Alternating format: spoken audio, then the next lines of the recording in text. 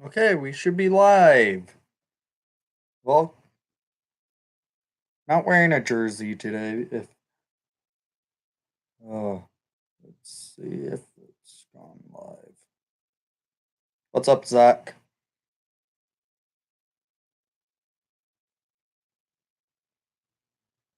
I'm posting this to the Discord right now.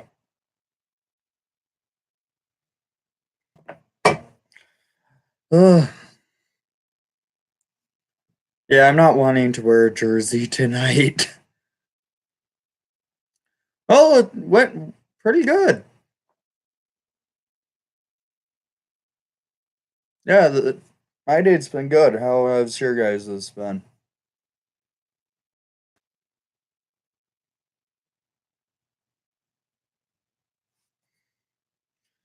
Mainly a good reason why it went well. I became the authentic fan for the week this year, or this week on CSN. Oh, I'm not big into Call of Duty.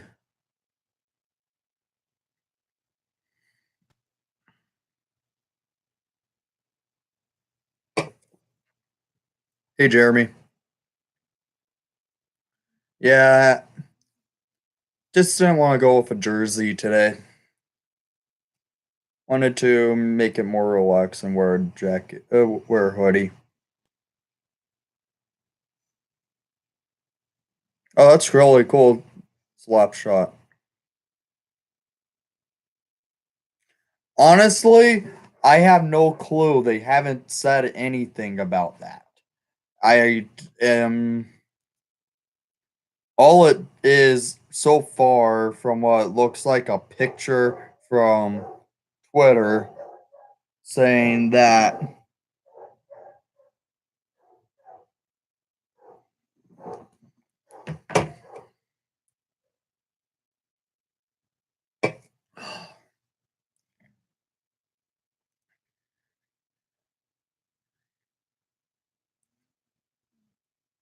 I will take an England jersey because I'm not a fan of Ryan Reeves.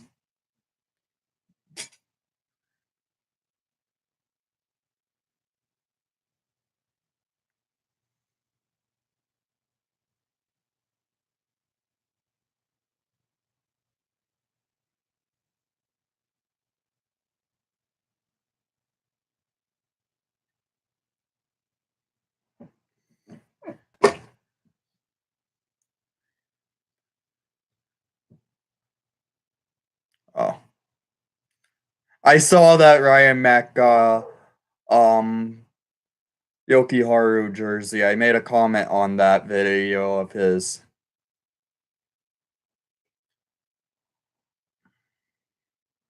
Wow, I'm honestly surprised a Detroit fan actually had Yoki Haru that high. Let's see if I can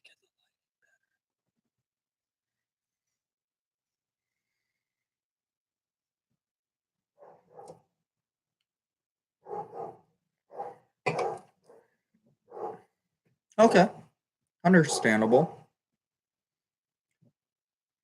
Yeah, it's kind of odd not wearing a jersey for a video or live stream because I usually wear my jerseys. I just opted not to because I didn't want to today.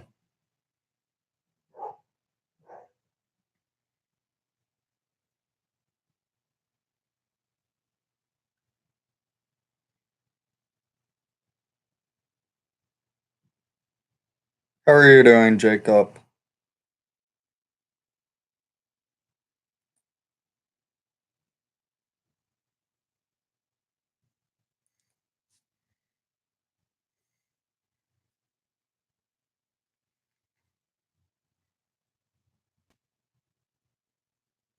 Oh yeah, it's true. Only reason why I decided to go with Yoki Haru, I honestly feel like they will extend his contract without it. It's Yoki. The Blackhawks want to build the team around him on the defense. It seems like.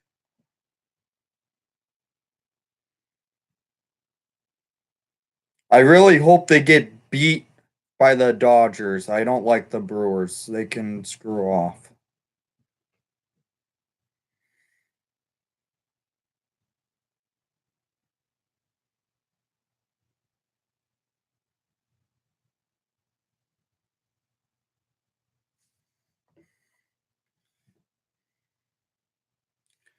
Yeah, Zach, I kind of broke my rule about the Yokiharu jersey because I usually do the same thing on the extension things, but I went ahead and did it because I honestly feel like Yokiharu is going to be a player for the Hawks for a long time.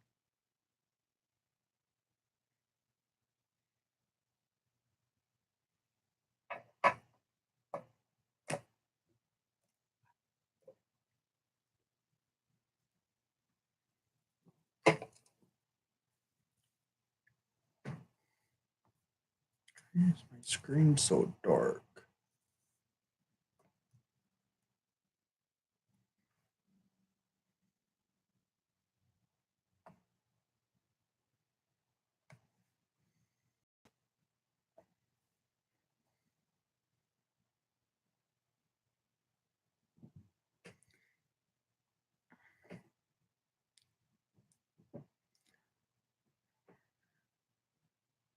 Yeah, Manning has been playing pretty good so far, and I agree. If the Hawks can win a cup, I honestly will be surprised this year because I was surprised that we made it to 5 straight overtimes to start this season.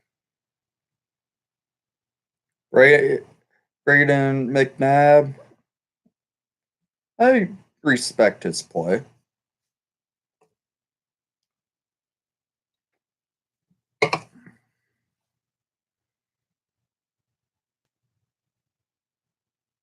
Hey, Salt.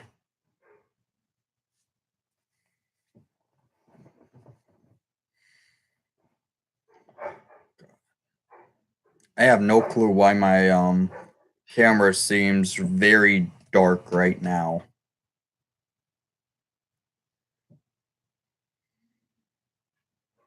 I'm doing well, Salt. How are you?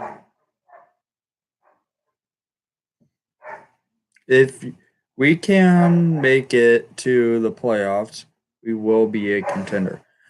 We will be the sleeping. We will be that sleeper contender that no one thinks of going far in the playoffs. Honestly, if with Crow coming back this week, I honestly think the Hawks numbers on the defense will get better because they have let in 4.20 goals a game so far. But with Crow coming back, I think that number is going to drop, which would be a good thing. The scoring is a good number right now. It's keeping us within the reach of games. But honestly, I think the Hawks have a chance.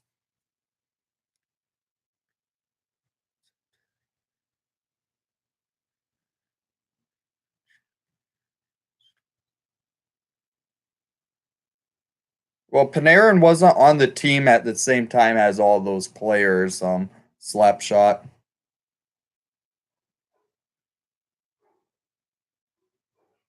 Same with yeah. I remember when we had those players, though.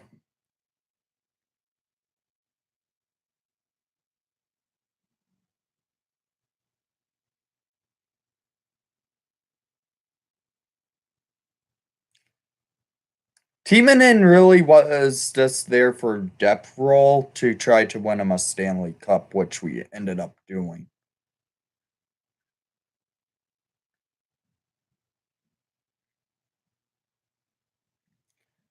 Okay, is the live stream dark on your guys' end? Because it looks dark from my viewpoint.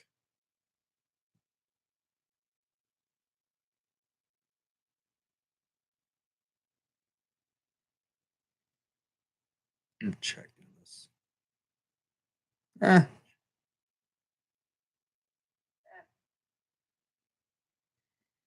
okay. Yeah, it's just looking kind of dark and not looking that clear on my screen, so I was just wondering. Then I checked on my phone, it's a lot clearer.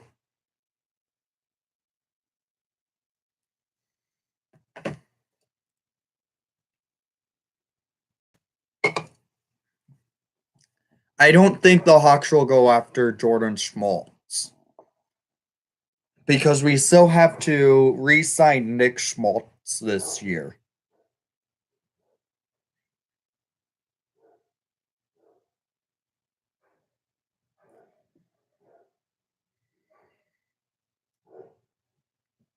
Yeah, it's kind of odd not wearing my jerseys. I can't get over it. Nick and Jordan would be lovely too. It will be cool to have the brothers on the team, but I don't think they will go after Jordan unless the Hawks really want to add another 7 man to the blue line because Jordan Schmaltz is not a full-time NHL player. I don't think he's going to stay in the league much longer. He hasn't proven himself with St. Louis, and I don't think he will stay much longer in the NHL. What kind of contract will DeBrincat get? Oh, right now, I honestly am afraid of that contract because it's going to be a high contract. I'm thinking Alex DeBrincat, when he's up for a contract, will be asking for somewhere around $8 to $10 million. Honestly, I feel like that because he has proven himself as a elite scorer in the NHL.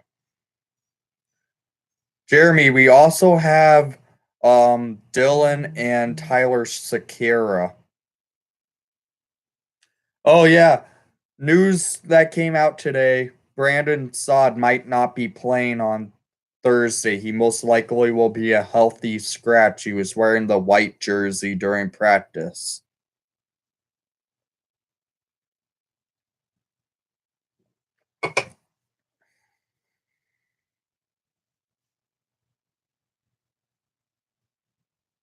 Oh no, please don't be buffering.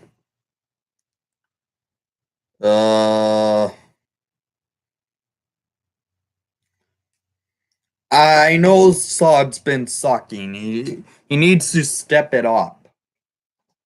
But he's getting probably healthy scratched and to try lighting a fire under his butt. I wish we can get back Panarin, but Saad hasn't done anything. I have a feeling if we're moving Anton Forsberg here this week, Brandon Saad could be on the move.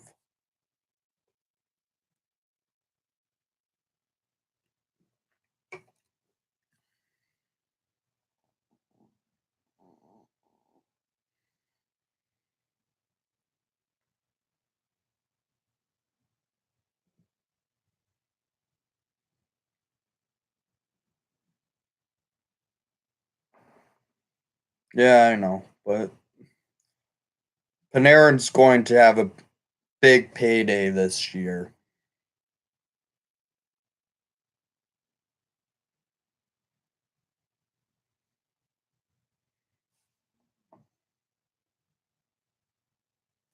Why are they moving beach ball? Well, Corey Crawford's coming back and he will have to be placed on waivers if Crow is officially coming back on Thursday. So I feel like they would want to trade Forsberg to at least try and get something for him. And I feel like Brandon Saad will be a part of the trade if it happens.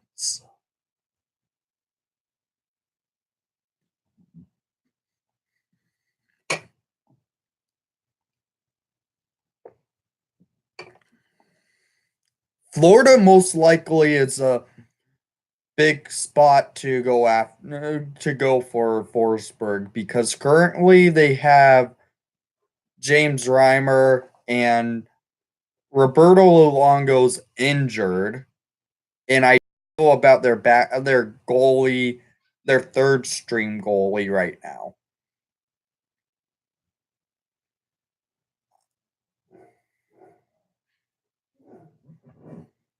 Salt, you know Seabrook will have to waive his no movement clause. He's not going anywhere. That will be a good trade. Sod for Huberdeau. I will like that.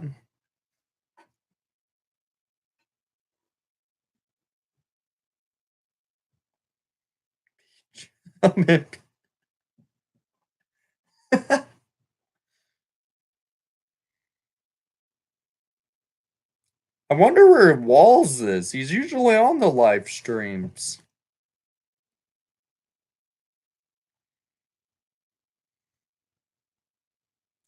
Well, God, I am honestly surprised that I won the authentic fan this year.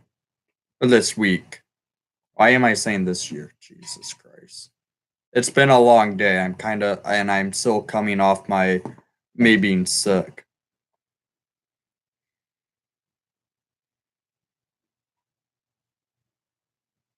Wait, they seriously put Hyru on the trade block a month ago.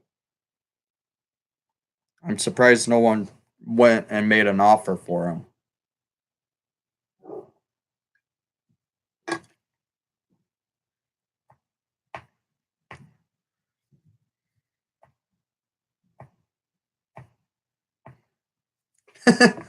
Okay, you go for a Forsberg jersey, Salt. Waste your money on that.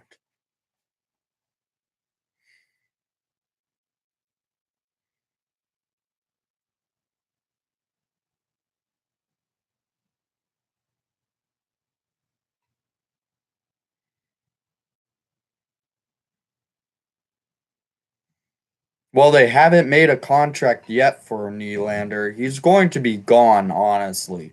I don't see Toronto getting to sign Nylander. It looks like Nylander does not want to stay in Toronto with the factor that they haven't been they have Matthews to sign and Marner to sign. Nylander seems like the most likely player to end up wanting to leave and not be the fourth wheel in for this case because there's Tavares, Matthews, and Marner. I don't think Nylander wants to be the fourth player on that team anymore now.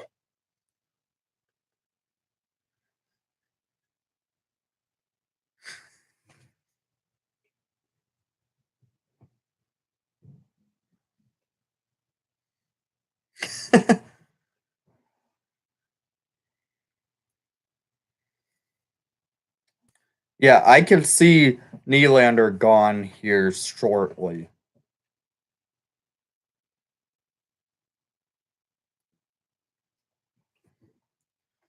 What would I do if I was a GM? Of the Hawks, I'm assuming you're asking that for. Oh, man. I'll probably fire Kevin Dineen because he hasn't done well on the special teams. Look for a potential future starter.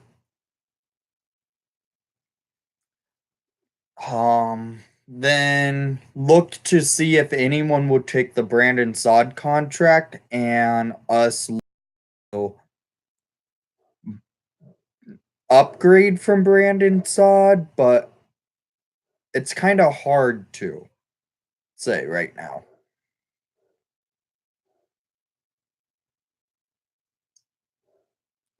Would you fire Stan? I would.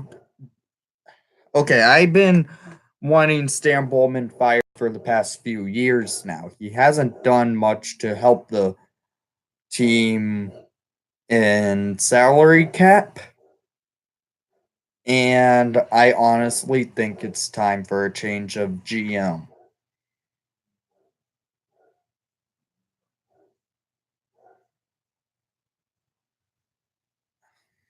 I don't know if I would or wouldn't.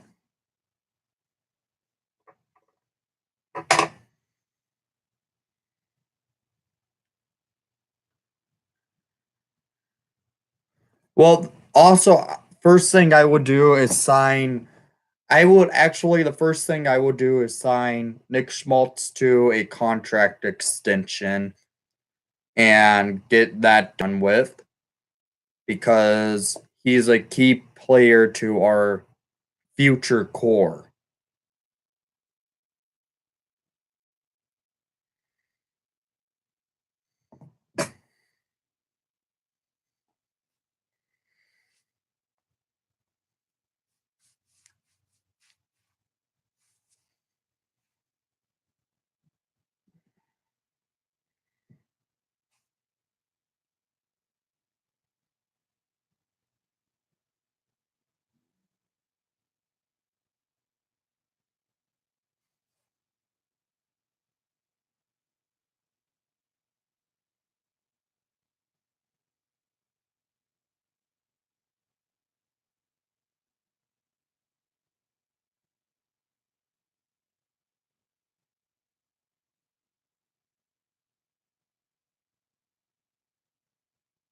Wait, you mean Bobby Hall or Stan Mikita? I'm confused on that question because I would take Stan Mikita over Brett Hall.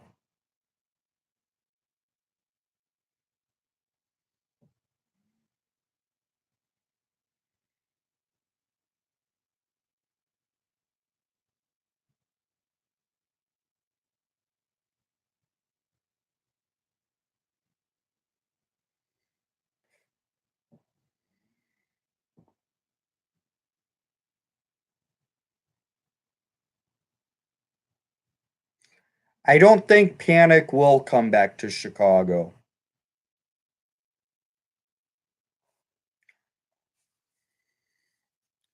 Would you try to Ottawa and make a deal involving Sod and Stone? I honestly don't know if I will go for Stone. I honestly just probably wouldn't. Stone's older than Sod.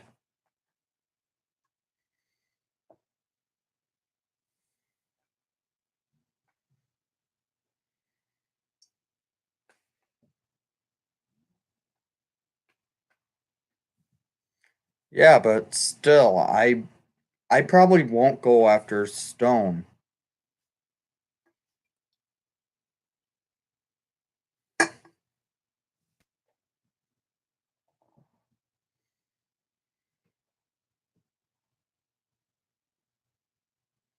No, it didn't work out because the okay, so you realize why a main reason why we traded Panarin, right?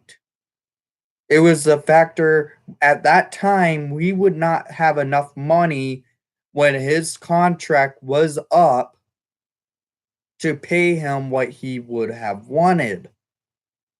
So I understood why we traded to bring back Sod.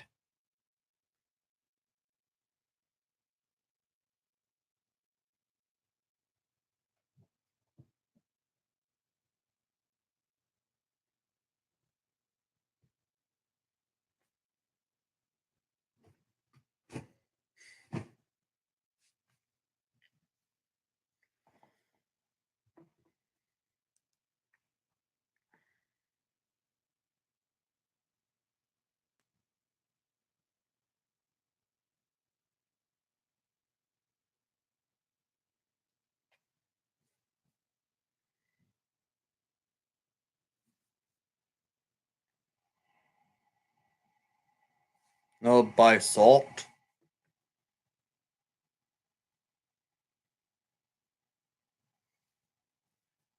He was talking about Mark Stone of Ottawa.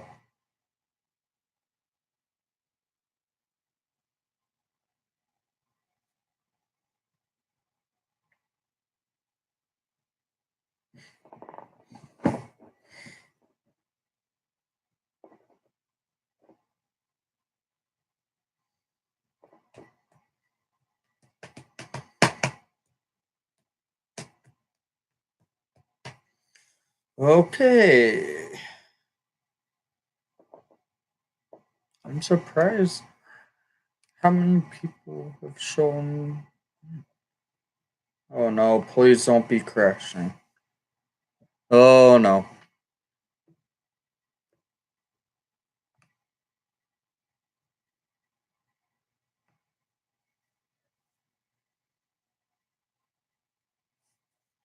I agree with you, Slapshot.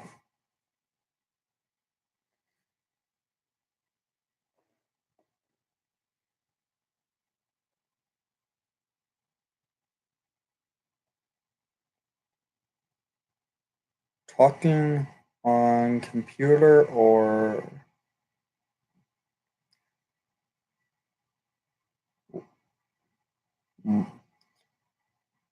what, Zach?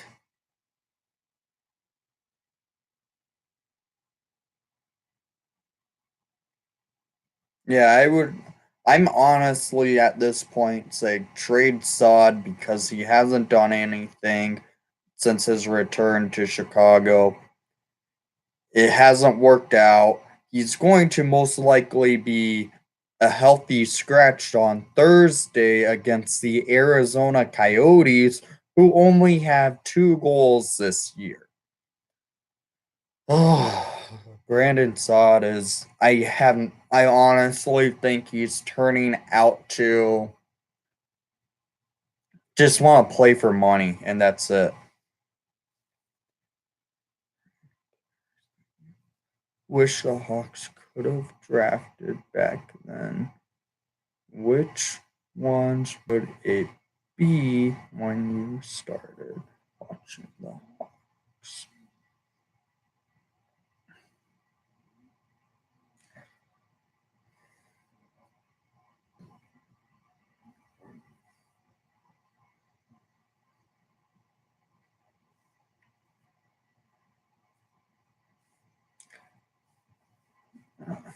Yeah, I agree, Slapshot.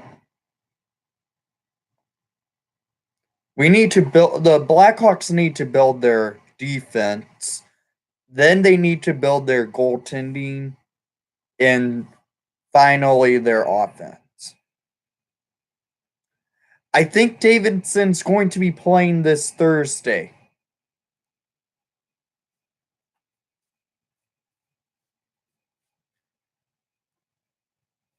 That's cool.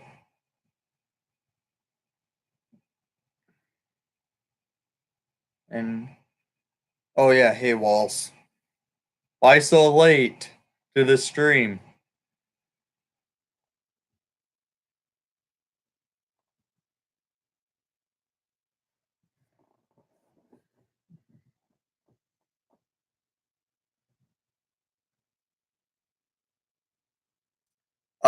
Slapshot, you're actually wrong on that statement. You forgot about a good young defenseman in Henry Yerky Haru.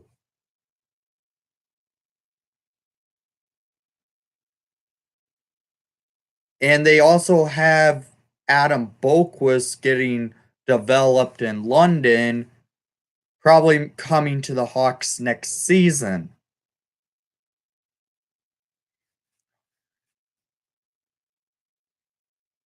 Yeah, you can't forget about that rookie phenom. He's probably one of the best rookie defensemen this year.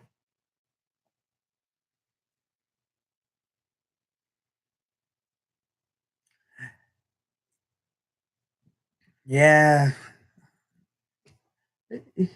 it's so early in a season. walls. You can.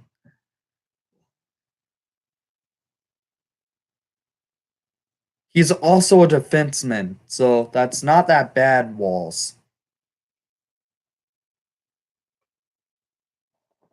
Yeah, Ruda's a good underrated defenseman in the NHL. People forget about Ruda. He is a good um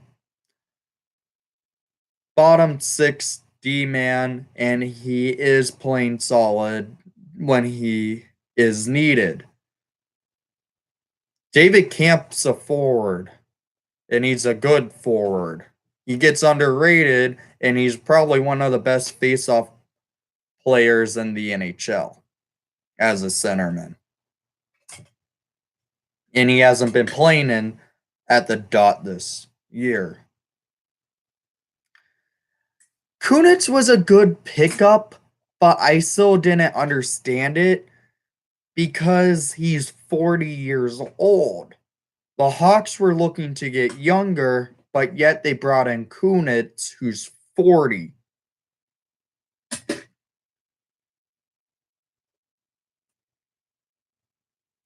I saw that Gravel's percentage is the third best in the queue. Yeah, Gravel's a good young goalie. I'm not afraid to say that he could be the potential starting goalie in Chicago in the next few years.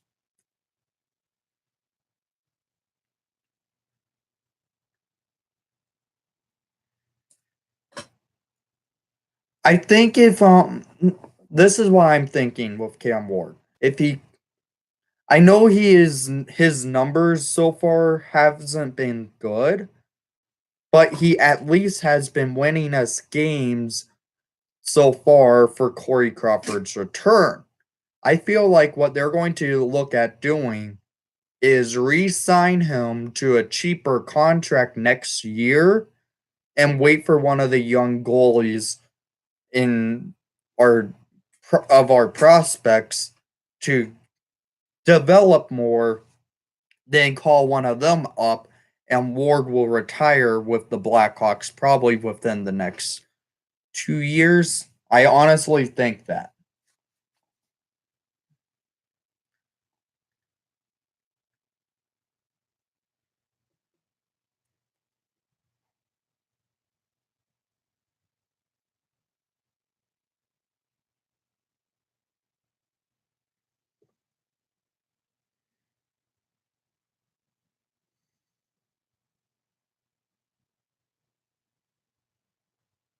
Uh, yeah, I don't trust the KHL players that come into the NHL. Sometimes they tend to be a flop. Panarin wasn't a flop, but I honestly don't think a lot of them turn out that well.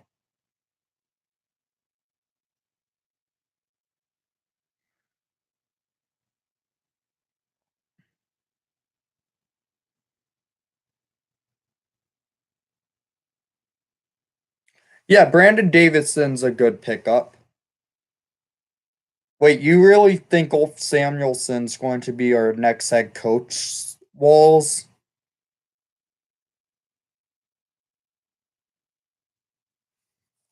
I honestly don't think so. I think I honestly have the feeling that Chris Chelios could be the future head coach in Chicago.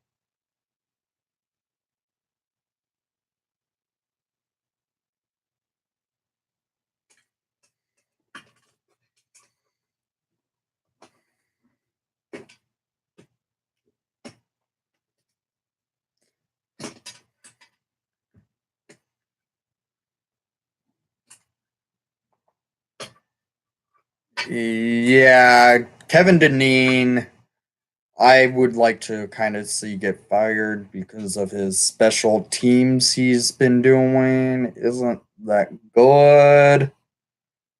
Ugh.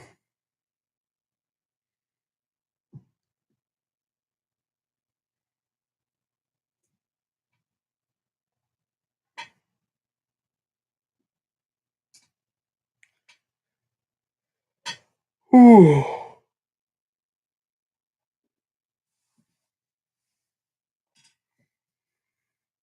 When the Hawks drafted Tyler Mott.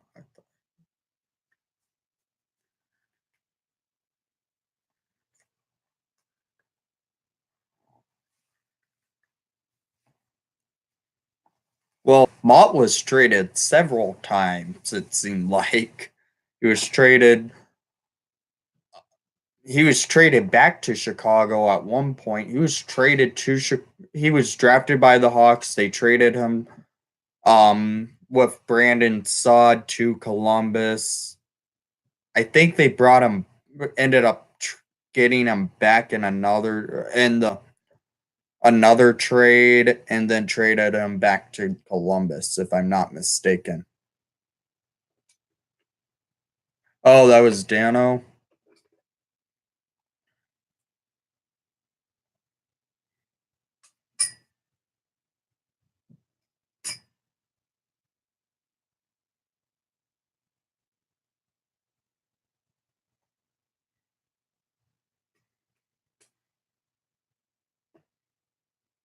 Yeah, the Hawks also have Jordan Schroeder. He hasn't done anything with the team yet. He's in Rockford.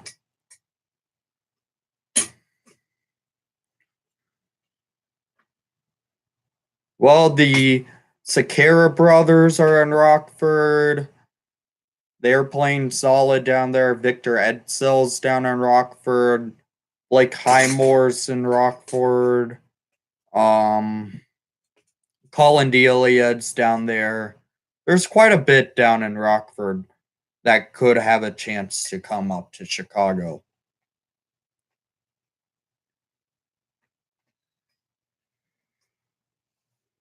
Hmm.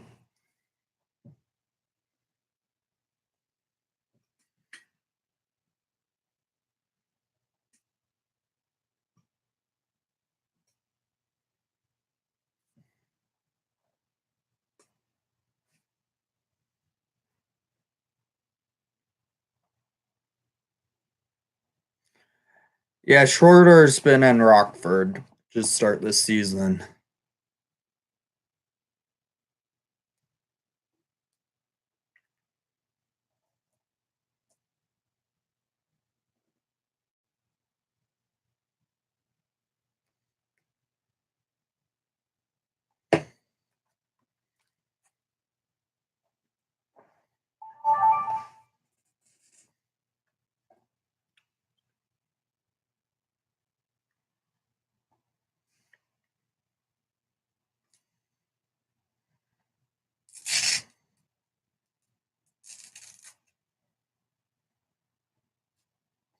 Yeah, he hasn't been on the team this year. He's been in Rockford, so it's going to be hard for him to actually make a chance to play with the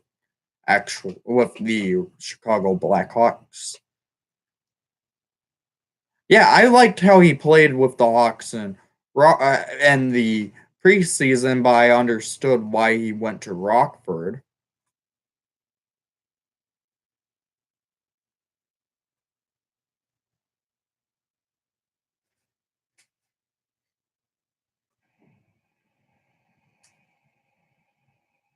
I miss Still Talon, man.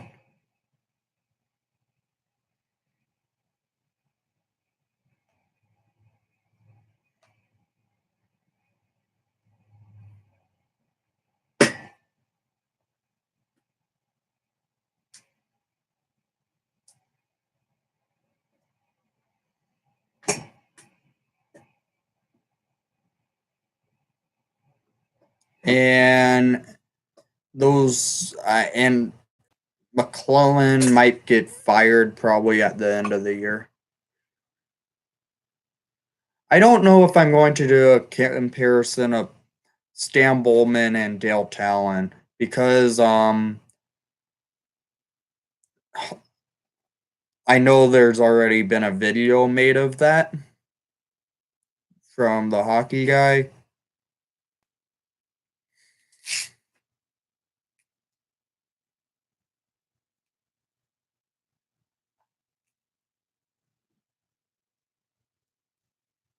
Oh, please, no. Oh, God, that would be a terrible trade. We already had Dale Weiss, and he sucked with us when he was with us. God, I hate Dale Weiss.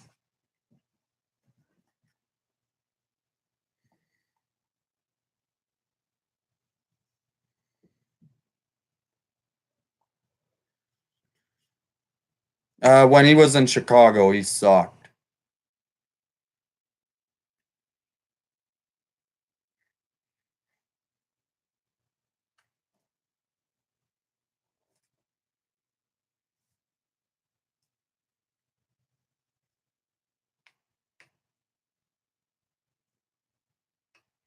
Yeah, we acquired him in the 2016 trade deadline, and he absolutely sucked. He was a liability on the ice when he was playing with us.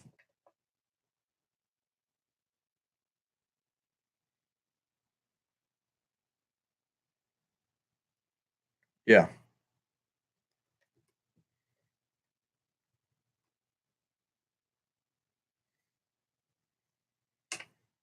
Yeah, we gave up a second 2018 and Deneau for Dale Weiss.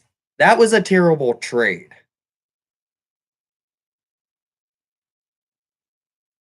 Yeah, Philip Deneau went to Montreal with a second round pick of ours for Dale Weiss. That's a bad trade.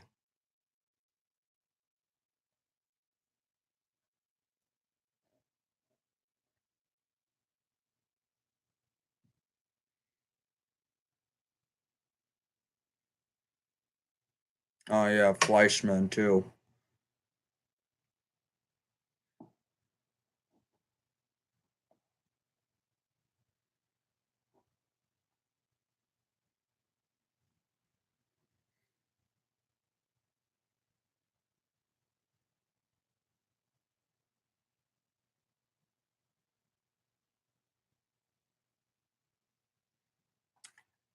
Nordstrom, he actually really didn't do well with us, so I honestly was okay getting rid of Joachim Nordstrom.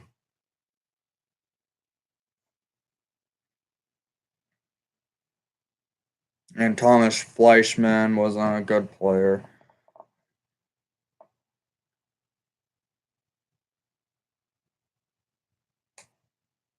I don't know.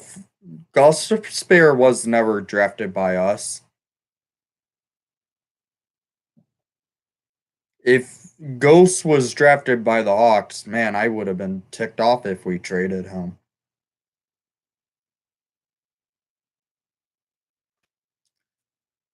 But Stephen Johns of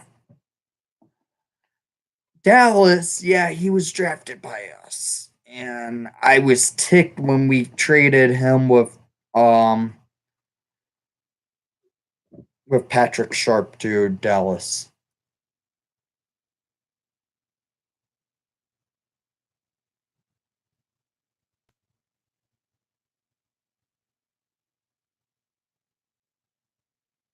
Yeah, and we traded Stephen Johns to Dallas, a division rival.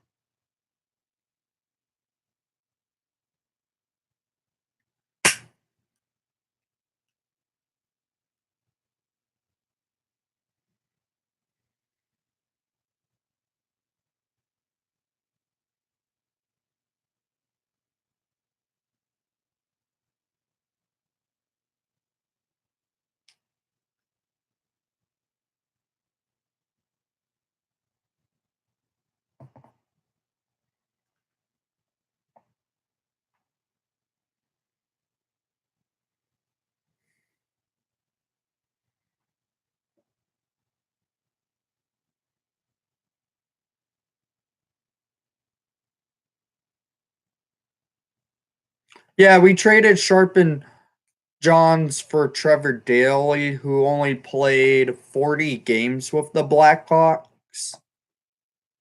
Then we traded Daly to Pittsburgh, and we got Scuderi and Ehrhoff.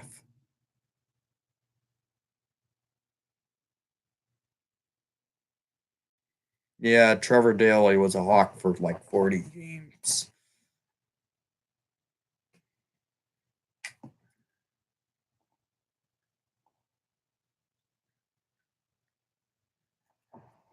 That trade ticked me off because we lost Patrick Sharp in it and also a young prospect that I was looking forward to when he would have made his Blackhawks debut. That never happened because they ended up trading him to Dallas for a cap dump.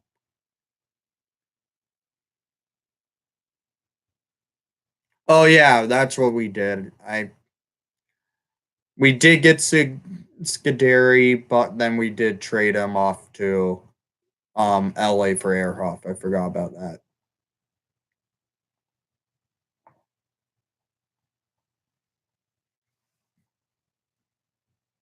No, we traded Scuderi for Ehrhoff. So basically what we got for Patrick Sharp and Steven Johns was Ehrhoff.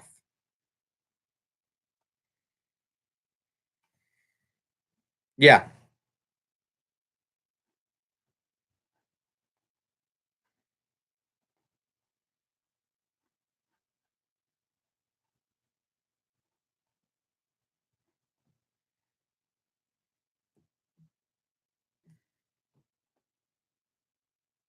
You know what? I will take in calls for the last fifth. I will take calls in for from Discord for the stream if you guys want to call, and I will be okay.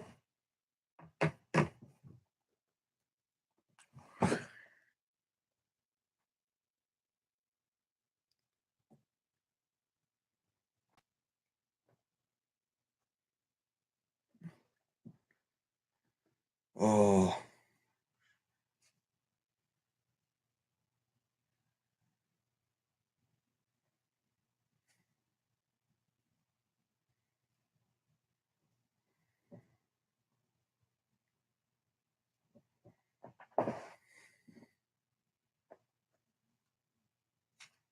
yeah, Jeremy. If you want to call you on Discord, you can,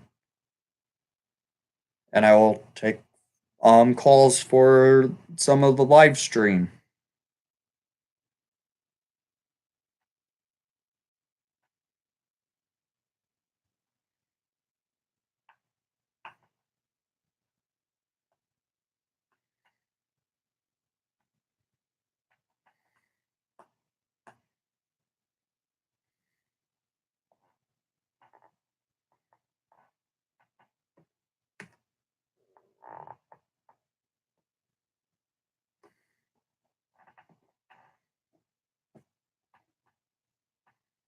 Yeah.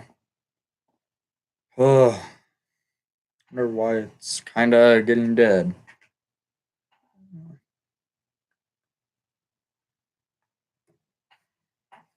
Wonder what caused this chat to die off real quick. Maybe.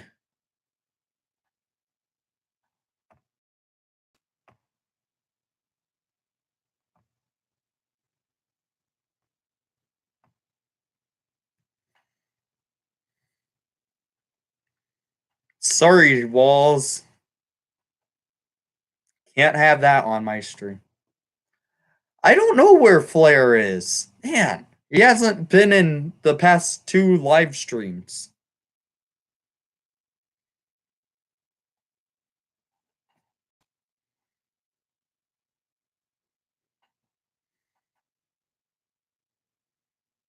Yeah, it's Sim League. Don't worry about Sim League, honestly. Just a it's really not all that fun in my opinion.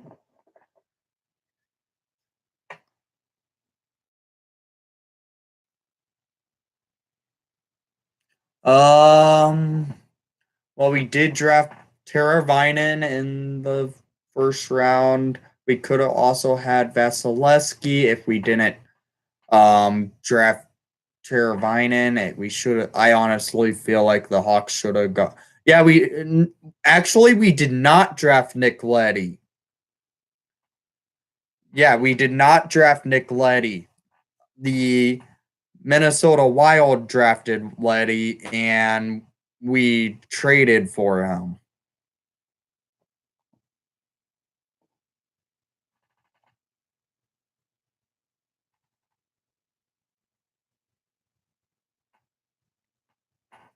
Three, two, one. Why are you saying 3-2-1, Jeremy? Not getting any calls. Yeah, Minnesota drafted Nick Leddy. Uh, some players that we could have had that we drafted then traded away.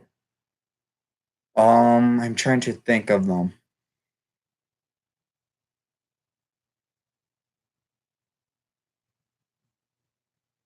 Cam Cam Barker. Oh God, Baker. Oh man. God, he was a terrible. He was not that. He was such a bust.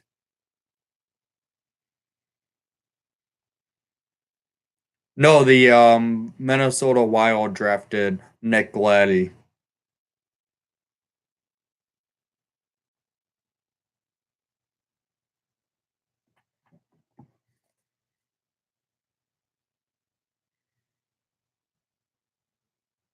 Oh my God, that guy was such a bust.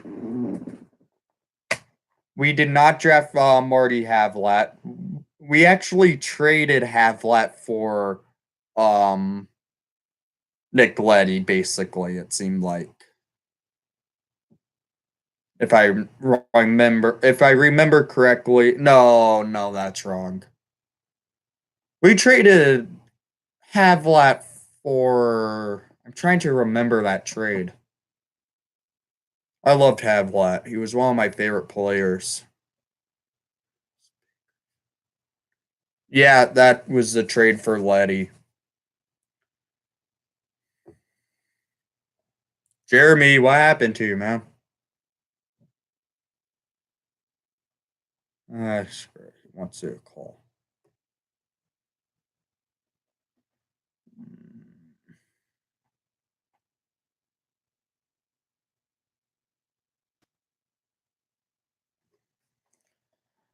Ugh. Yeah, Barker was what. God, that player. But yet he has a Stanley Cup ring. Let's all remember the 2010 teams players that turned out to suck after winning a cup.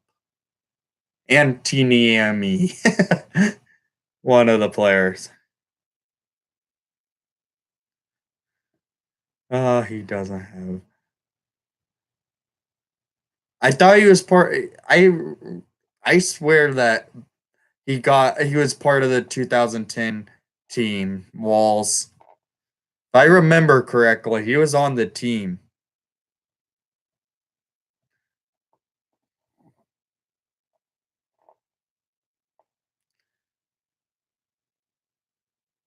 Oh, Britt Sopel, another guy. Ben Eager was part of the team.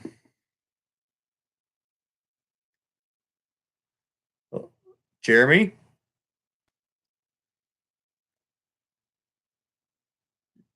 hello. Uh, Adam Berger, you're about to ask. Let's say Zach. Uh,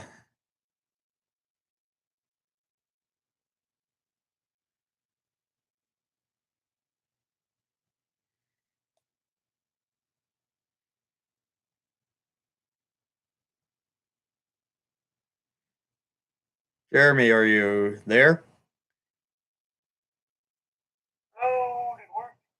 Hello? Oh, you're on. Hello, did it work? Yeah, you're on. Did it work? Okay. I'm gonna actually read some of the prizes that you could get when you won that contest. I'm actually gonna find it right now because I believe someone said that like. Are you talking about the authentic fan that I got today? Yeah, the authentic fan thing. I'm gonna try to find it. Oh, you have that you have the roster T-shirt walls. Slapshot. Jamal Mayers was on 2013. My voice is like very delayed on here.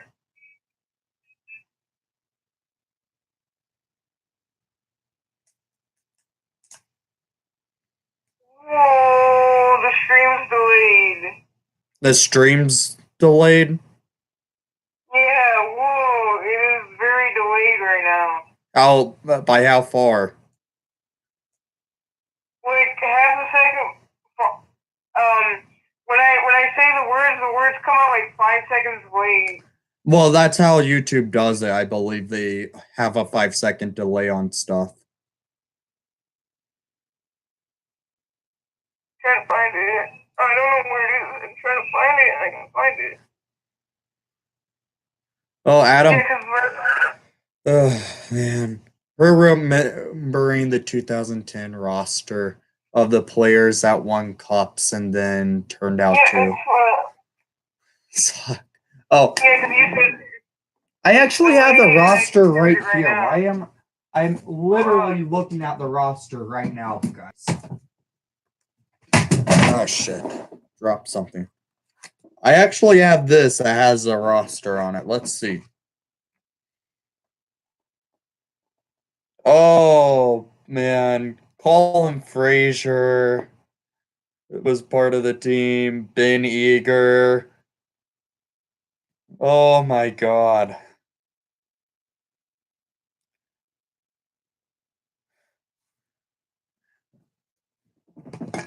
Wow. I forgot some of the players on that team.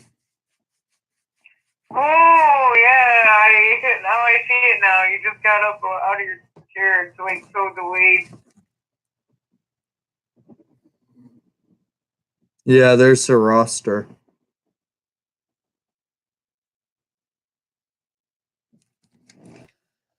Oh my. Oh yeah, remember that the roster did have the roster did have Emery on it, and it's kind of sad that not that roster, not in 2010. Was he on it in 2010? Or was he 13? 13 he was on. Yeah, I thought that he was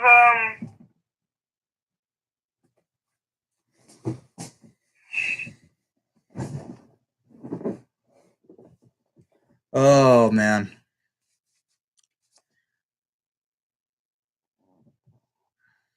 Thomas Kopecky. Oh man.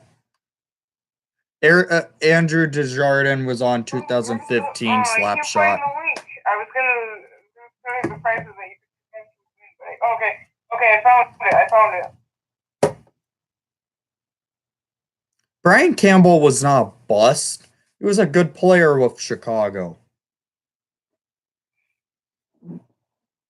I did find it on.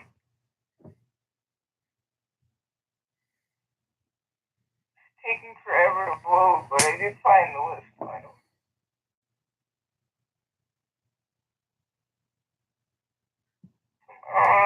Load. Oh, it's stuck. Okay. So what was the day exactly that you went to the game? Like what day was it? Because I don't remember exactly when you went. You told me that you went. I was at the game on October 6th, Hawks at St. Louis. Dave Bolin was a good player in Chicago, Slapshot. What are you thinking? He won us 2 Stanley Cups and he got this 2013 Stanley Cup winning goal. and came up with the best quote I can never forget. The Sedin sisters. That those two would never play with us. This is sisters, really.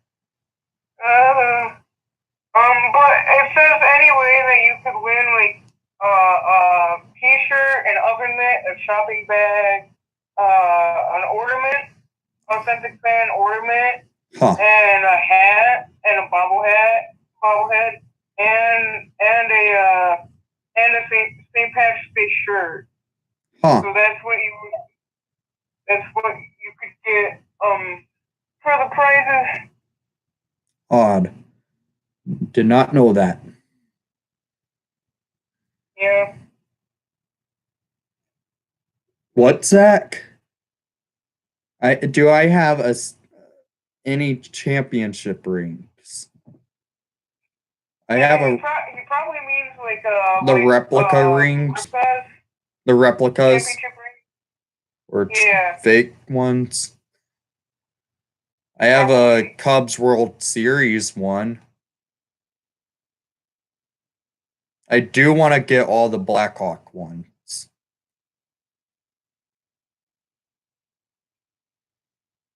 I know where I could get the Hawks ones. It's kind of odd that you could like get a hat and get an oven mitt. They really should give you tickets to a game.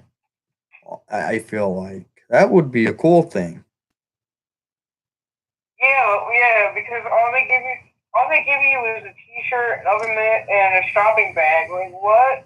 Like you would think you would want like that roast. Or tickets or something. And Slapshot, did you not see what Burr said after winning the cup about Chris Pronger? I understood what Burr said, and I kind of agreed what he said.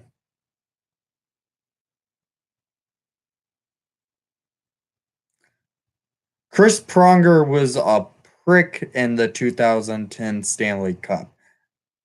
After the Hawks won Game 1 of the Stanley Cup, Chris Pronger got the game-winning goal puck. No, got the puck and threw it out of the stands because he's a poor sport and is such a prick. I don't remember that. Did he really do that? Did he chuck it into the stands? Yeah, he did it twice in the series. Wow.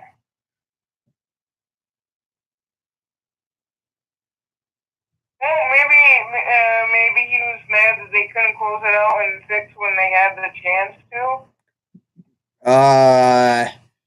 It wasn't in Game 6 he threw it because I don't know whatever. The Hawks actually have the game-winning puck from Game 6 that Patrick Kane scored. But 2 of the pucks from the Stanley Cup that the Hawks ended up winning with got thrown into the stand because of Chris Pronger being a prick. That's dumb. I don't know why he would do that, to be honest. Nah, he's a prick. That's why he was one of the more hated players in the NHL. Hey, Jeremy, I'll let you go, man. All right. Well, thanks for letting me tune in to Nick Live, and I'll talk to you soon. All right. Take care.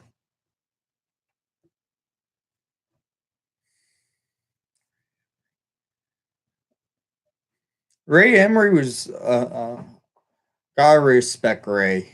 He was a good goalie with Chicago. He had great mask. He was really a good goalie when he was playing in Chicago. I actually felt bad that the Hawks didn't give him a contract when he was a free agent in 2013 after winning the Cup. I understood why he left Chicago to go back to Philadelphia because Philly basically gave him a starting position, and with Corey Crawford being the goalie, he wouldn't be the starter. and I respect Ray Emery, and it's a shame that he passed away.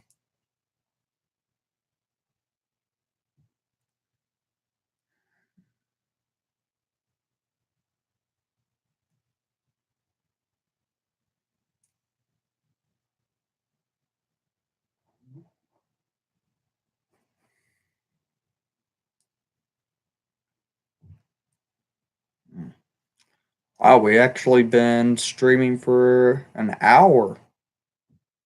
Honestly surprised. John Madden.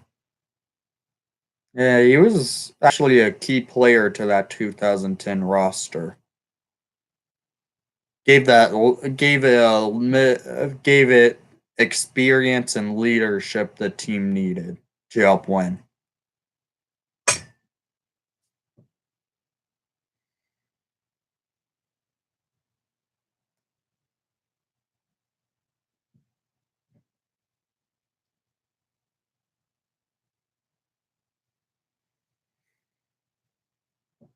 Uh, I might call it a stream in about 15 minutes. Fleur was a good player with Chicago. He had some big moments with the Blackhawks. He was a good penalty killer, good player all around. He was apparently one of the nicest guys on ice when with us, and one of the largest moments. Zach, try calling me by Discord, not the on the Discord server on my Discord.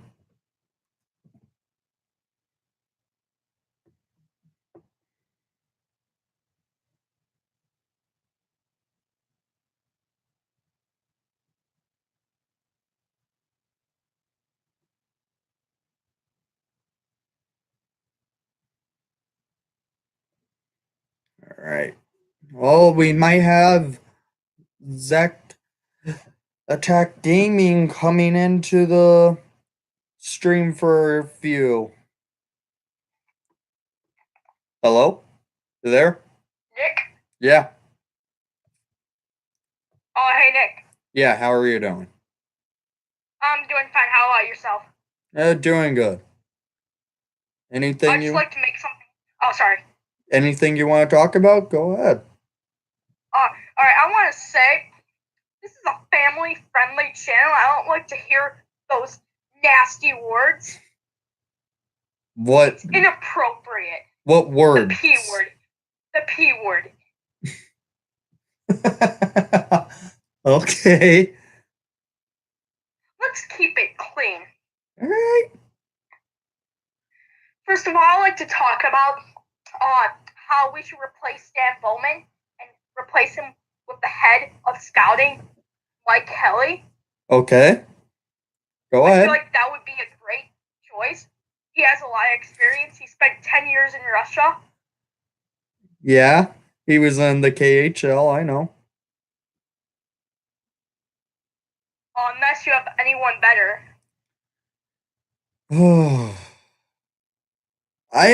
I feel like it will be Kelly as the next GM, but it depends on whenever if the Hawks don't miss the if the Hawks make the playoffs, I honestly feel like Joel Quenneville and Stan Bowman will be keeping their jobs. If the Hawks miss the playoffs this year, Stan Bowman most likely will be out of a job, and Kelly might be taking up a spot. Agreed. All right. So, will there be any key moves in the season except for Side? Key moves this season. Ugh. Honestly, don't. It depends. If we what is going? What's that vibrating noise?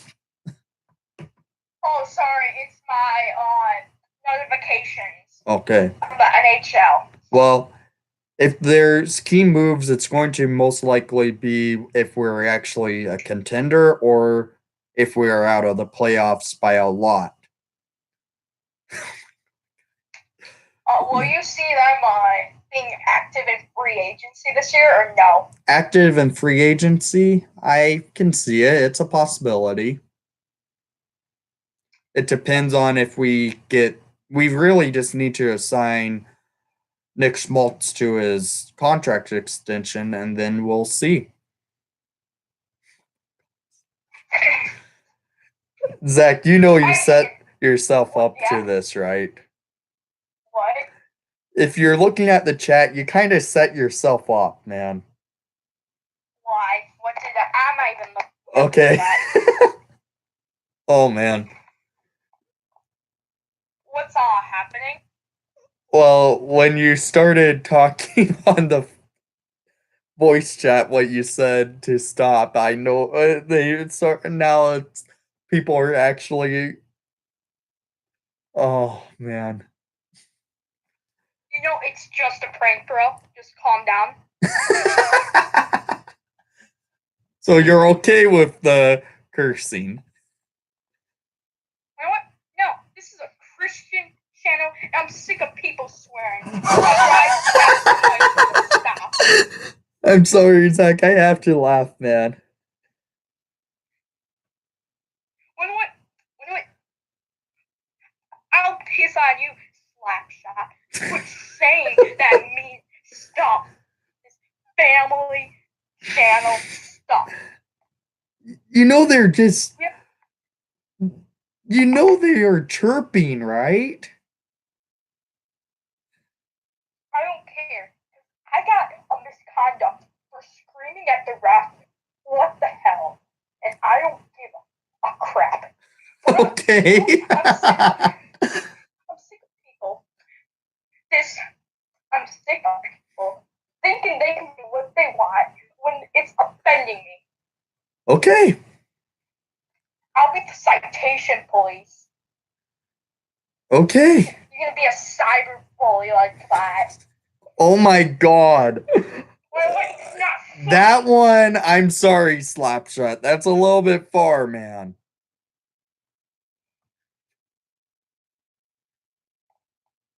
Slapshot, that is rude, and I don't appreciate it. That one went far, Slapshot.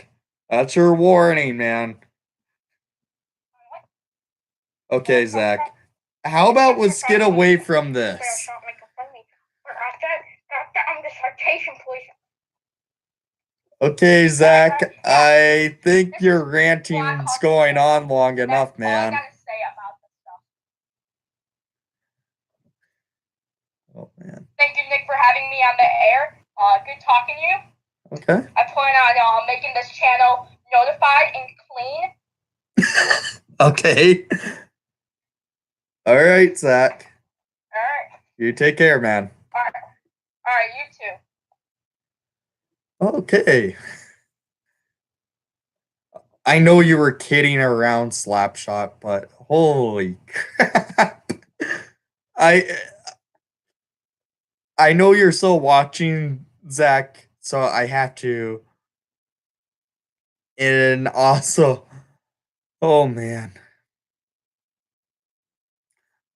Well, I do try to keep my channel clean because it's more hockey content.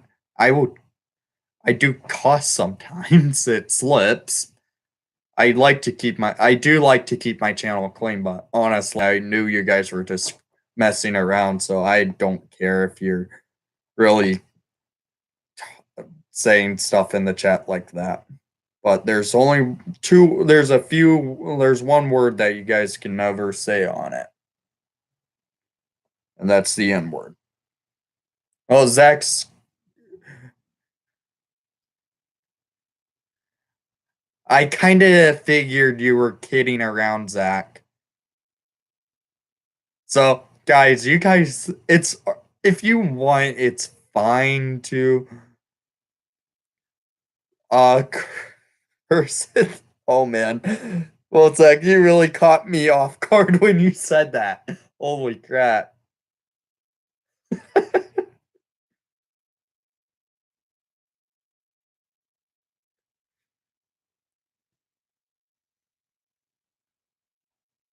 Man, that was funny. Holy crap. Again, salt. Oh no. That wasn't salt. Slap shot. Oh jeez.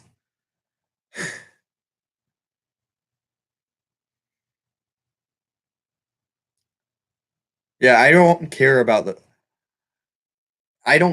if you guys cuss in the chat, but do try to keep it a little bit cleaner. And honestly, this is a this is not a Christian channel. This is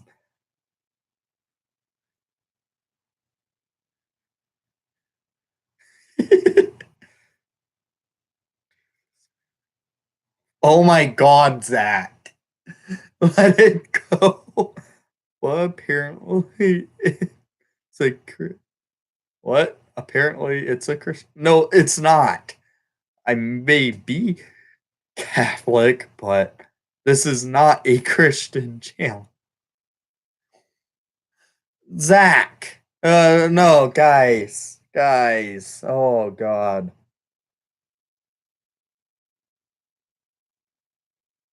Oh, my God, guys. Oh, what the heck is with you guys now? What did this? Oh, okay. Well, I guess I know I'm not taking taking calls anymore on the channel. And yes, this is a Blackhawks channel. It's going to be a Blackhawks channel strictly. I'm not getting into religious beliefs on it. This is Blackhawks talk, not religious. So keep don't delete this. Why don't delete this? I'm going to probably delete this, Zach.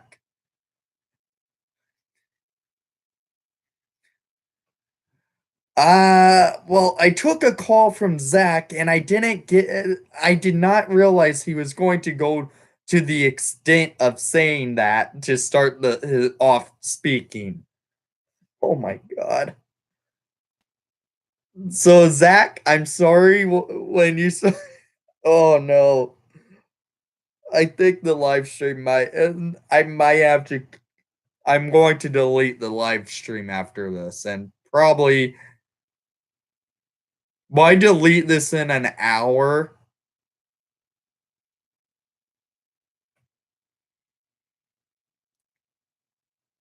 Oh my god. I might have to. Oh my.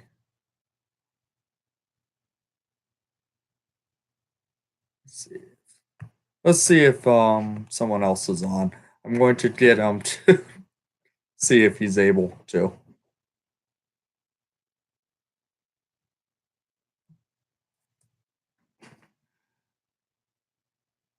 It's not going to be. What's up, Garrett? Hello? Yeah, Garrett. Garrett, you can hear me? Yeah. Okay. Well, I'm live streaming right now. Oh my god, I just. Well, I got the ping. I tuned my computer not long ago. oh, well. Oh my god, it just went far. uh, you want to speak in the live stream? Sorry, what? You want to speak in the live stream for a little bit? Yeah, sure. I got a little bit of time. Okay. Well, Flair's not here, so we can't roast Flair. Flair just simmed for one of the sim leagues and fucked a whole bunch of shit up and went offline because he didn't even do half of it. Oh shit.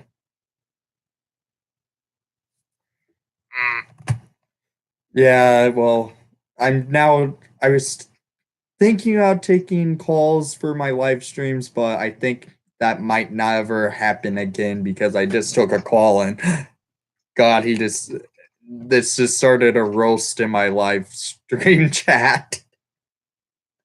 Yeah. Yeah. Oh my god. Don't worry, I got a mod here now. I can actually do things and get things, posted because, Automod likes to block a lot of shit. Yeah, I know. Oh my god.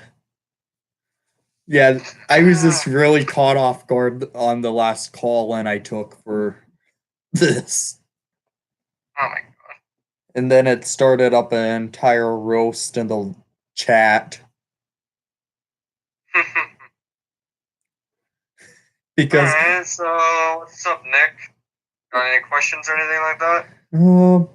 well, so far with the season, how it's starting, what's your thoughts with how the Hawks have been playing? Okay, our offense is really good. Yeah. Which is what I kind of expected. Yeah. I honestly expected our offense to be good. Yeah. But I figured our defense would be pretty shaky, or at least not good. I don't think our defense has actually been too bad. I've liked a lot of the way our defense has played. I think Ruda stepped up quite a bit. Brandon Manning is starting to make you look like you made a wrong call on him. Well, you knew what my opinion was on Manning going into the season. I just knew he was a hothead. I knew he was okay D-man.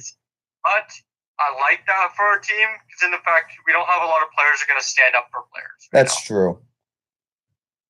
I mean, we have John Hayden, but that's about it, really. I mean, we don't have a lot of guys that are going to be willingly dropping the gloves every night, or if he has to. Yeah, I understand what you're going after on that, but but I like the way Cam Ward's played, but I don't know. Like we have a bit of an inconsistency issue when it comes to allowing shots and keeping leads. Yes, that's a big issue. We'll get a giant momentum swing and we'll score a few goals, or we'll look great and put up a bunch of chances, and then we'll allow that immediately after like one minor play almost. Yeah. Well, our stats going into next game on Thursday. Okay. Dog is seriously. Sorry, my dog decided to come in the room, so yelping because my dad's having fun with him.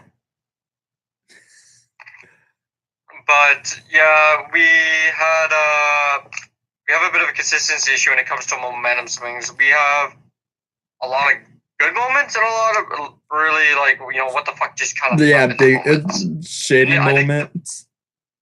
I think the best example of what I can say for that would have been the game that we had against Minnesota. Oh, in a 2-goal game, 100%. 2-goal lead, blew it. We looked great in the first. Then we looked pretty good in the start of the second. Then we blew the second, basically. Yeah, I know what you mean. And then the third period was a pretty back and forth, and we had a lot of control. They had a lot of control, so it was a pretty even period. But then we gave up that goal in the final 30 seconds. Oh yeah, and then Minnesota had the momentum after that happened and won the game. Yeah, and then we go into overtime. We had the power play to start the period. Yes, and nothing came from on that with arguably what should have been an extremely lethal power play on the ice with Kane, Taze, DeBrincat, and Keith. 100%. But yeah, we should have. Well, to be fair, we almost should have scored, but Kane shanked the puck, and then it kind of cost us. Yeah. Hawks, yeah. Kevin Dineen needs to work that out. Blew a little bit. And we ended up losing that game because of it. And then St. Louis was kind of a similar game where it was just back and forth. It was a bit of a shootout. I mean, both teams had a fucking godload of shots. Oh, yeah. Hawks had 50 shots. St. Louis had like 36 shots on that. 36, 37, 38, something like that. It was ridiculous. We had a lot of shots. They had a lot of shots, which is, I mean, it's not so bad if you're giving up a lot of shots, if you're putting up even more shots on net. I mean, it's kind of playing a dangerous game of, whose goal is going to crack first. And then there was the Toronto game where it was completely back and forth. Yeah, no, Toronto was just a straight shootout. Oh, yeah. That was just a fun game to watch in general. I like the way we started the season, but at the same time, I mean, when you get 8 and 10 for points, that's pretty good. Oh, yeah. We're having a lot of games where we should win it, and then we end up taking it to overtime and giving them an extra point for no reason. I know, but at least we are getting the points in this season. Too. With Corey Crawford coming back this weekend, most likely, it's helped us. And because Crow coming back means we're coming into the season with Corey Crawford having at least 8 points, if I'm not mistaken. And going into this, it helps us out because Crow's going to probably come back not as strong as he was last year, but he's most likely going to have a good return because he's playing a team that doesn't have. I almost guarantee our team, with the way we seem to do in games where major players return from injury, and the subsequent games after that, we have Crawford coming back. He hasn't played since December. New Year's last. He hasn't played since December 23rd, if I'm not mistaken. It's 23rd or something like that. It was just before Christmas or New Year's. It was right before the Christmas break last year. So yeah, we have Crawford coming back. He's a major, boost to our team. He's the best goalie, obviously, on our roster. Oh yeah, 100%. And it's just going to give us a giant confidence because I think what's going to really happen is we're going to have more stable goaltending. I mean, not to say that Cam Ward hasn't been good. He's actually been playing pretty fucking good for a $3.5 million goalie. Oh, yeah. And Luddington, he's had a few fuck-ups, I have to say. I could argue the Toronto game was a pretty shitty game for him. Oh, yeah. That game was just a shootout from the beginning. But honestly... To be fair, both teams didn't play defense. It was literally just who could score. Yeah. It was... And unfortunately, that kind of bit us in the ass in the end because Cam Ward needed to make a couple timely saves. To play in overtime, especially in that Toronto game there, they basically let them walk into the zone uncontested, take a shot, and they just win it. Oh, yeah, 100%. Cam Ward probably should have had that. The defense should have covered that for sure. They let the whole team walk into the zone without any sort of without any defensive help. I know what you mean. Yeah. It was, but with Cam Ward being our backup, Anton Forsberg most likely will be waived or traded. Do you feel like Brandon Saad's going to be part of the trade if we trade Forsberg? Because Saad's going to be a healthy scratch, it sounds like, on Thursday. Yeah, he was wearing the white practice jerseys, which are reserved for, injuries and scratches. Yeah. And as far as we know, there's no injury involving him, and I don't believe there's any sort of injury involving him. It's most likely a healthy scratch. Because there has been a giant lack of production. Oh yeah, he's done nothing for us the past 2 year and a half. Which is kind of frustrating. It's actually frustrating because we brought him back with the confidence that, okay, look, we can't afford Artemi Panarin when we go to have to resign him. Yeah. So we want you to play, good, but I'm not saying you have to play fucking point per game Panarin. I know what you mean, and they brought him back basically to fill in the spot of Marian Hossa being a good scorer, good defensive forward, but he hasn't been that with exactly, yeah. And instead we try to do what this is a bit of a pet peeve I have when it comes to any team. It's called bringing the old guard back. Oh, I know what you mean. Trade players away and then bring them back a couple years later. I know what you mean 100%. The Hawks are known for doing it. It's a good thing. It's also a terrible thing because if it doesn't work out, then you look like an idiot. And unfortunately, that's kind of what happened with dog trade. Oh, yeah. There's been so many of that. The Hawks have been known to bringing back players. And yeah, exactly. They just haven't worked out. I mean, just look at Kruger. Kruger is actually playing solid with us again. Sorry, what? Kruger, I've noticed, been playing solid. He hasn't done any stupid things to the point where he doesn't deserve to not be out of the lineup. He's been playing like his old self. He's a good fourth liner. I like our way our center core has been playing, except for Schmaltz needs to really be better in the dot. 100%. It's pretty terrible watching him try to take a face off. Like in we actually had to talk about this a couple nights ago. Yeah. When you play with a guy like Kane, a guy who is a puck-dominant player, yes. Your goal is to get him the puck as fast as possible during his shift. Yes. How often do you see players, when someone's holding onto a puck, give him space, but cover absolutely everything and not move for the sake that he's going to fuck you up? That's Kane. Yeah. And Schmaltz hasn't been a key face-off percentage man his entire career. He's still young. No. He's still able to develop that game, but with him being on the same line as Kane, I know what you mean. He needs to start winning draws. Yeah, it needs to come. If you don't have a guy who's consistently winning draws online, that's not entirely good. Yeah. I mean, I'm not to say that he hasn't been good. No, he's actually been a good player for us offensively. I like the way he's been playing. He has been playing solid. I like everything. And his takeaways have been nuts. I've been watching him play. Oh, I've never seen a player strip the puck. I've seen him strip more pucks than Taze this year. Oh, yeah. Well, last year he led the NHL in takeaways. Yeah, it's nuts. Like, his back checking is great. He's fast, and he's not afraid to literally ride someone to get the puck. He'll take your hands out of your, or stick out of your hands. I mean, that's a slashing call, but yeah. Well, I like the way he's been playing a lot of the time, especially on his own end. I like the way he's been playing offensively. I just don't like his face-offs. Oh, yeah, 100%. He just needs to work out the face-off percentage, and he will be probably a number one center when he has if he hits 50% on the face-off dot, he's probably one of the best defensive forwards in the NHL. And which is saying something, because when you look at Schmaltz and the way that he is, or what he should be, you wouldn't think of him as a defensive forward. Oh, yeah. But he's turning into it. Yeah, he's turning into a very underrated defensive forward.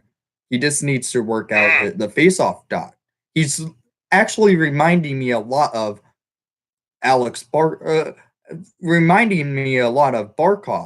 because Barkov didn't come into the league as a defensive forward.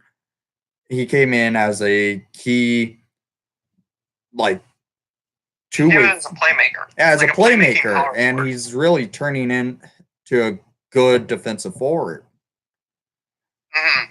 And that's it's kind of similar to how Bergeron, when he came into the league, is too, because he wasn't entirely known supposed to be a two-way, silky winning machine. You know what I mean? I know what you mean. He was drafted for his offense. I know, and that's kind of shocking because Bergeron's good. Yeah, I know. He's puts up more points, but look at the line he plays on, I guess. Yeah, but he's on the best line in the NHL, in my opinion. That's arguably is the best top line in the league, and that's saying something, because if you actually look around the league, you have a line of Kucherov, Stamkos, you have a line when they need it. Granted, it's not very often. Crosby and Malkin. Yeah. And let's see, there's a couple other ones. You know, the Sagan and Ben one. McDavid and basically anyone. Yeah. There's so many good lines in the NHL, but honestly, right now, Boston has in my opinion, has the best number one line in the best NHL. Top line, yeah. They're a top-heavy team, and that's kind of good, but it's kind of dangerous because the top line is doing really good. And they aren't getting but the then depth your second scoring. line consists of what? I think it's Dante Hyman. No, not Dante Hyman. What am I saying? It's got David Krejci. Oh, God, I'm so terrible with Boston lines. Yeah, I know their players, but I don't know their lines. Yeah, I just know their first line, and that's about it. Oh, yeah. Let me check out the Boston Bruins second line here. Okay. But I know it doesn't match. God, the Ducks lines, I see that right now. That is atrocious. Okay, Boston Bruins. Their second line consists of Joakim Nordstrom, which is a familiar name. Oh, yeah, very familiar. We were talking about him in the chat earlier. David Krejci and Jake DeBrusk. Yeah, David Krejci's not bad. He's not good, but he's not bad. Yeah. Jake DeBrusk is probably going to be a pretty premier right wing in this league. He already is turning into one. I like the way he plays. Yeah. And then there's Joakim Nordstrom is literally trash. Yes, 100%. I don't know how he's still in the NHL. Nor do I. even their third line, if you look down the Boston Bruins lines, you have Ryan Donato, who's a pretty good left winger. I like the way he plays. Yeah. And you got David Baggis and Andres Bork, and that's not entirely good. Their fourth line is literally terrible. Their fourth line's like an AHL to daily line. Faceoff, the 29th worst ranked fourth line in the league. That's pretty terrible. Yeah, that's bad. What is the Blackhawks fourth line ranked? First line, and then they got the number 22 second, number 17 third, and number 29 fourth. Jeez. That's according to Daily Faceoff, and that's not entirely the most reliable source. Yeah. Well, what is the Blackhawks fourth line ranked? Because it's been a solid line for the Hawks, I've noticed, with Kruger, Camp, and... So, it's rating... It's got Kruger, Johnson, Camp, which is rating at 70.14, which is a overall league rating of number 20. Yeah. But we're also paying attention to Daily Faceoff, and like I said, that's not entirely reliable. Yeah, that's true. But our fourth line's been playing solid for the Hawks, I've noticed. They come in at the right moments and playing, and they haven't let in a goal. I like the way Kunitz, Anisimov, and Hayden have been playing. They just need to score a tad bit more. I'd like to see that. That has been a good line for us. Goals are going to come for them. It's so early in the season, anything can happen. So I'm not surprised with how the lines are working out with the Hawks right now. Brandon Saad, frankly, is just sucking. I kind of like the answer here. What? So Josh Fitzgerald asked, why did we trade for Panarin for Saad? Well, okay, here's my thought process to this. We have, obviously we've had cap issues since 2010. So that's nothing new to us to even have to explain. Yes. But when it comes to the trade for that, we signed Panarin to a 2-year deal. $6 million, which is pretty good. Don't get me wrong. We could have kept him for those 2 years. But if we kept him even until the final year of his contract, which is currently, we could have had the same issue Columbus is facing right now, which is he wants to play in a different market. And that's basically... Then we sit on two things. We either lose Panarin for nothing, or we end up we lose Panarin for nothing, or take a giant diminishing return on him. Because the longer Panarin sits on a team that he doesn't want to sit, then you have a problem. Yes. Then you have to trade him off or risk losing him for literally nothing. Because there's no way we would have been able to afford Panarin after the season. That's why I was saying when we traded Panarin. At the current state of the team when we traded. We probably could have realistically now, but that's still a stretch. Yeah, and we didn't know how high the salary cap's going to be going up. It was a hard... it was a hard decision, I feel like, to trade Panarin, but honestly, it was the right move because we didn't know how the salary cap would be. The biggest thing is, I could say, is that we got a return. Yes. A return that hasn't worked out well, but it's still a return. No, the trade right now is looking like one of the worst trades in league history. Yes. Which is not good. I know. But I still think Saad,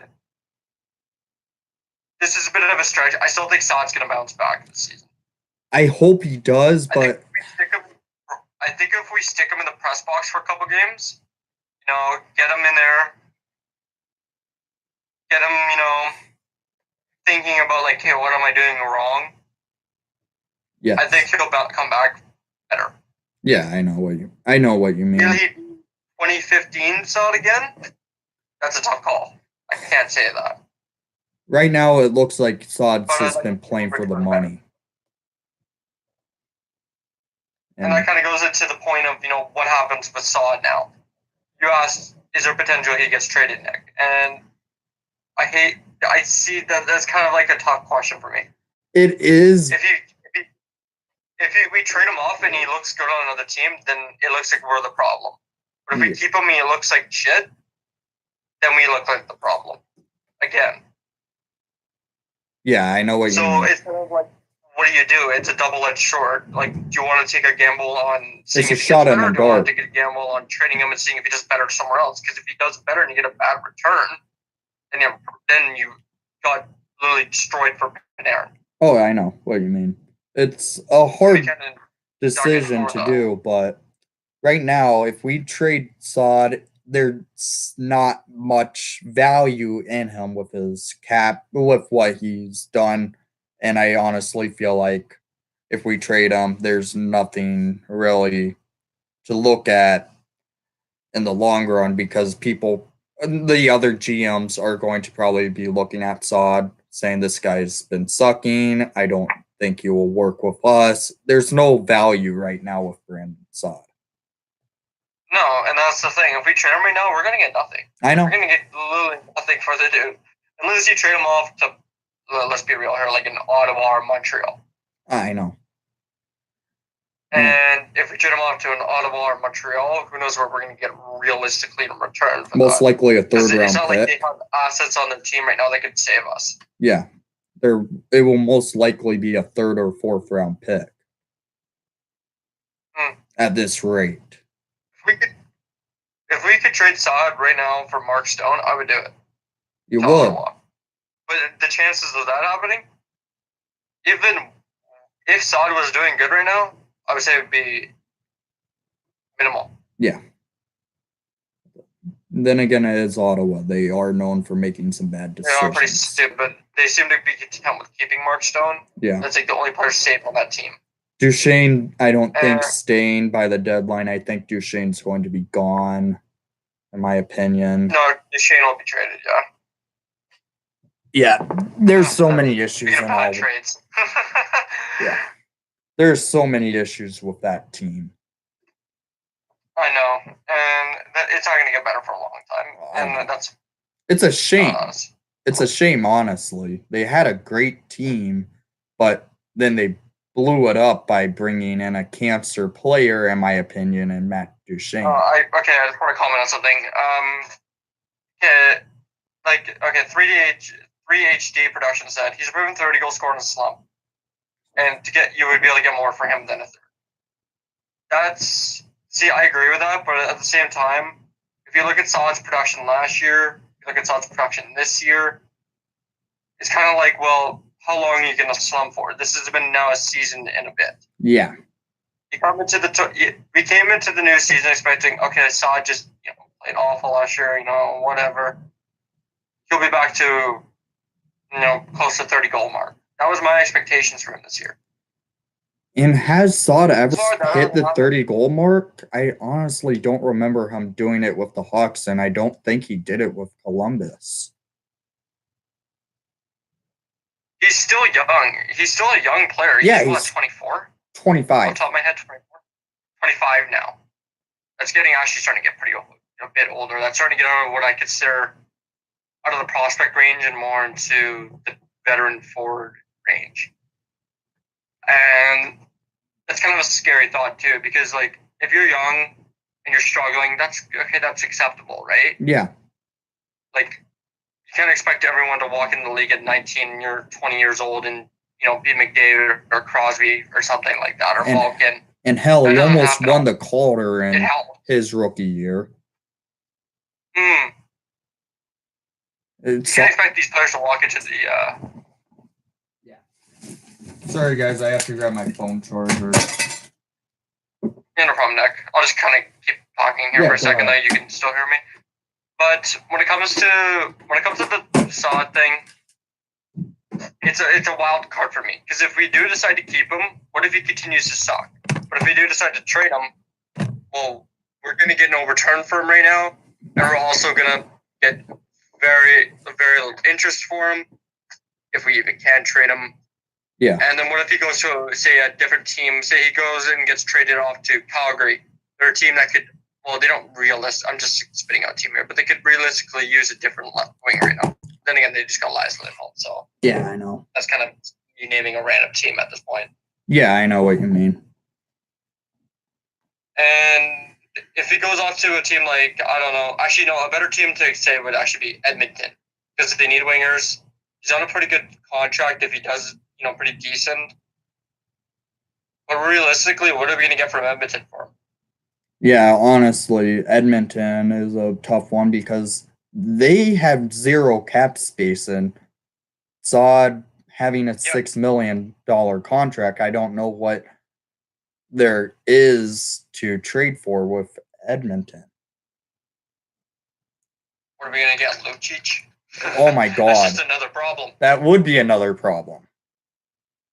Zach's saying Nugent Hopkins. Zach says Nugent Hopkins. See, that's another thing too. Oh, Hopkins $6 million. But here's the other thing too. Nugent Hopkins is starting to look better than Saad. He is. I hate saying that. Like, a lot of players in this league have looked better than Saad this year. There's a reason why he went from second line winger to a fourth liner on Saturday, and now a scratch. Second liner to fourth liner to being not even overtime to scratch. Yeah. Brandon Saad right now. What's that say about him? It doesn't say anything good. I don't like what's happening with him. And I can say, it's just a slump, but at the same time, like, he wasn't good last year either. He probably had a hot start last year. Then after he scored, wasn't it like 12 goals in the first 2 weeks of the season or something stupid to that number? If I'm not mistaken. Something ridiculous. He had a ridiculous start and then did nothing. After that, he sucked. It was like the first 2 weeks of the season, Brandon Saad looked like a good player. But now, he's looking like a crappy player. He's looking probably one of the worst players in the... For right now, he's by far my biggest question mark on the Hawks team. And I'm saying something with Crawford still out. Granted, we know about Crawford now and what's happening and all that type of shit.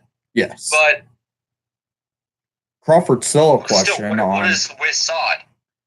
I know what you mean. Saad does not look like Brandon Saad. He's just looking like a player that doesn't look like he wants to be out on the ice, and he looks like he doesn't have motivation anymore. Which is scary at 25 years of age. I know. Not good. I know. 2 cups with us. He was a key piece of our, the 2013 and 2015 cups. See, I actually, I see something here. Zach says, if he plays with Taze he's going to break it, he can put up a few more points. That is a true statement. It is, but there's also a reaction of Taze is hot, playing with Saad kills momentum, which is what 3HG production just said. Yes. And I have to agree with that. Because if you put a guy on the ice who is trying to break out of a slump with a hot player, that can do one of 2 things. It'll get the guy out of the slump or bring the other guy to his slump. Yes. And they had Taze with Saad all black. Is that a risk Quenneville is willing to take right now with how Taze has been playing? I can't see Q changing that first line with Taze, Cahoon, and DeBrincat. That line is solid. Has he been as good as DeBrincat? No, of course not.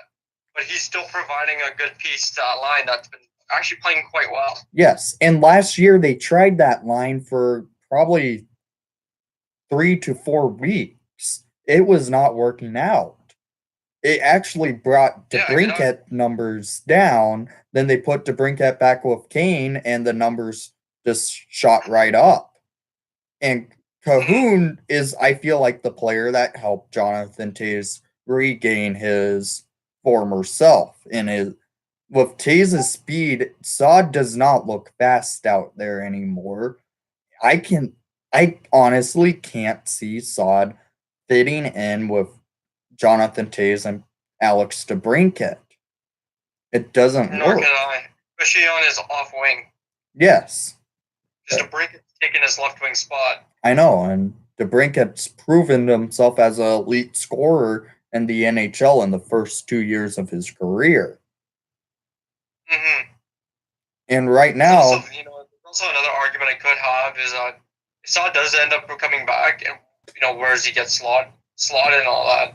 Yeah, right now... My guess would be the third line with Anisimov and Hayden, which is kind of where he was to begin with. Yes. And Saad at this moment... I would argue he doesn't go back on the Kane line until he can start doing something. Because right now, 410's been on that line. And that line's been solid. That line's been good, yeah.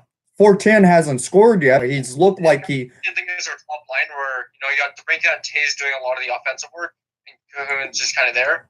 It's similar to 410.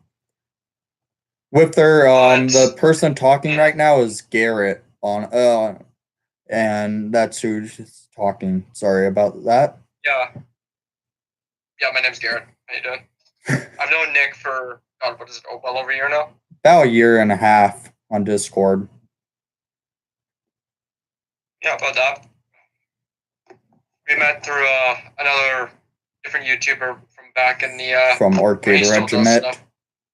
Arcade Regiment. I don't know if you guys have heard of him. We met through his Discord server back about a year and a half ago, and been talking since. And we're similar in people. We're both Hawks fans, obviously. Difference is I live in Vancouver. We're about the same. We're both 20. Yeah. So yeah.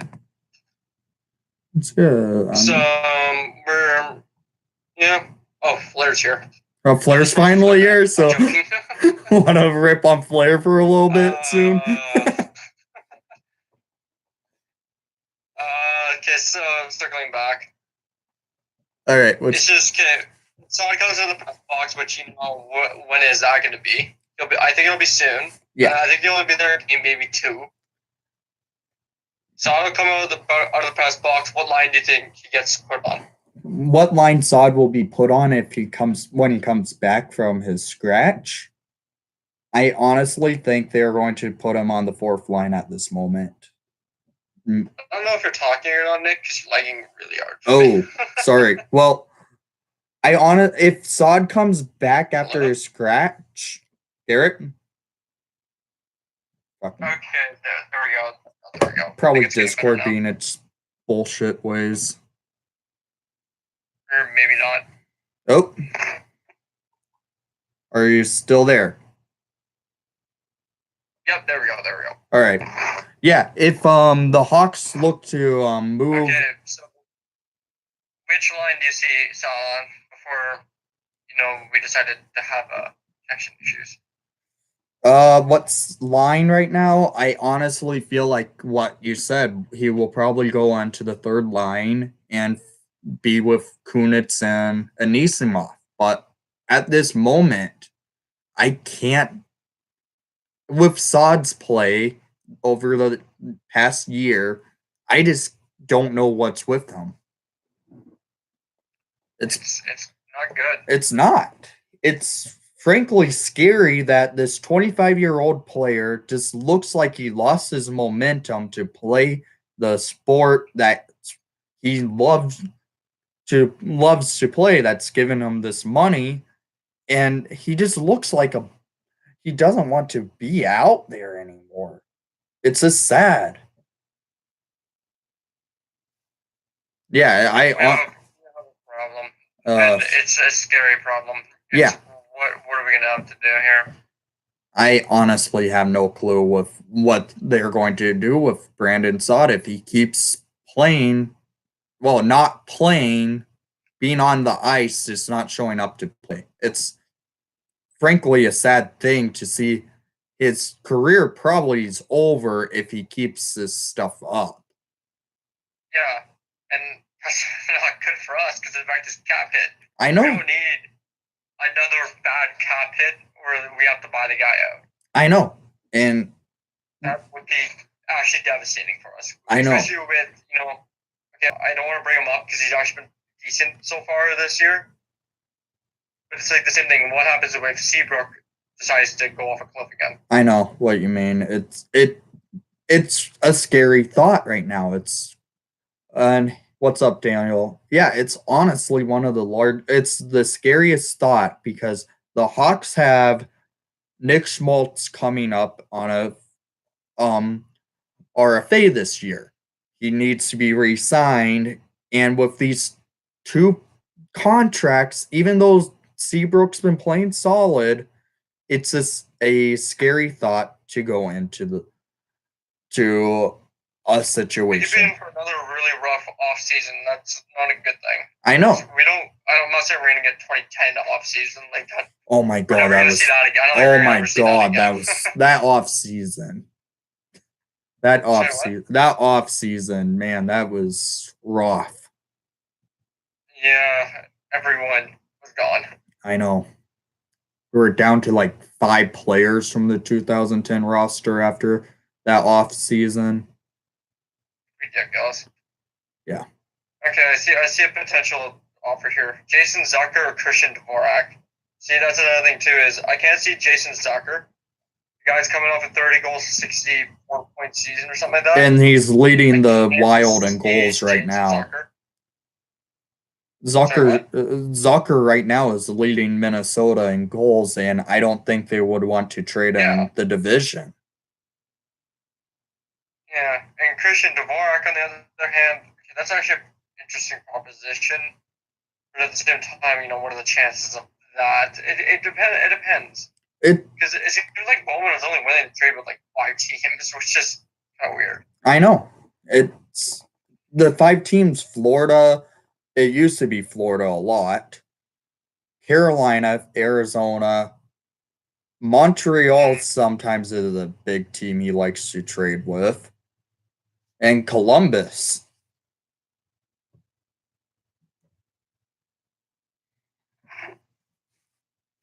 Let me see if anyone actually. I have to pull up Christian Dvorak's stats here. All right. See, they're not bad. I mean, granted, he also plays the Coyotes. Well, forget the Coyotes are freaking. Oh my god, they only have 2 goals this year. He plays for the Coyotes, but he's also a Chicago guy. And yeah. Unfortunately, we have a bad rep bringing Illinois boys in.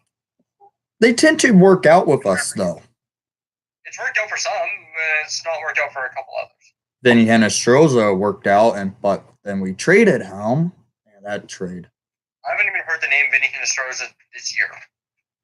Is he even in the lineup with Arizona? He most likely will be on Thursday. No, he is. That's saying something. He has 0 points. Oh, well, the entire team only has 2 goals. Okay. Yeah, fair enough. So it's kind of hard to say that.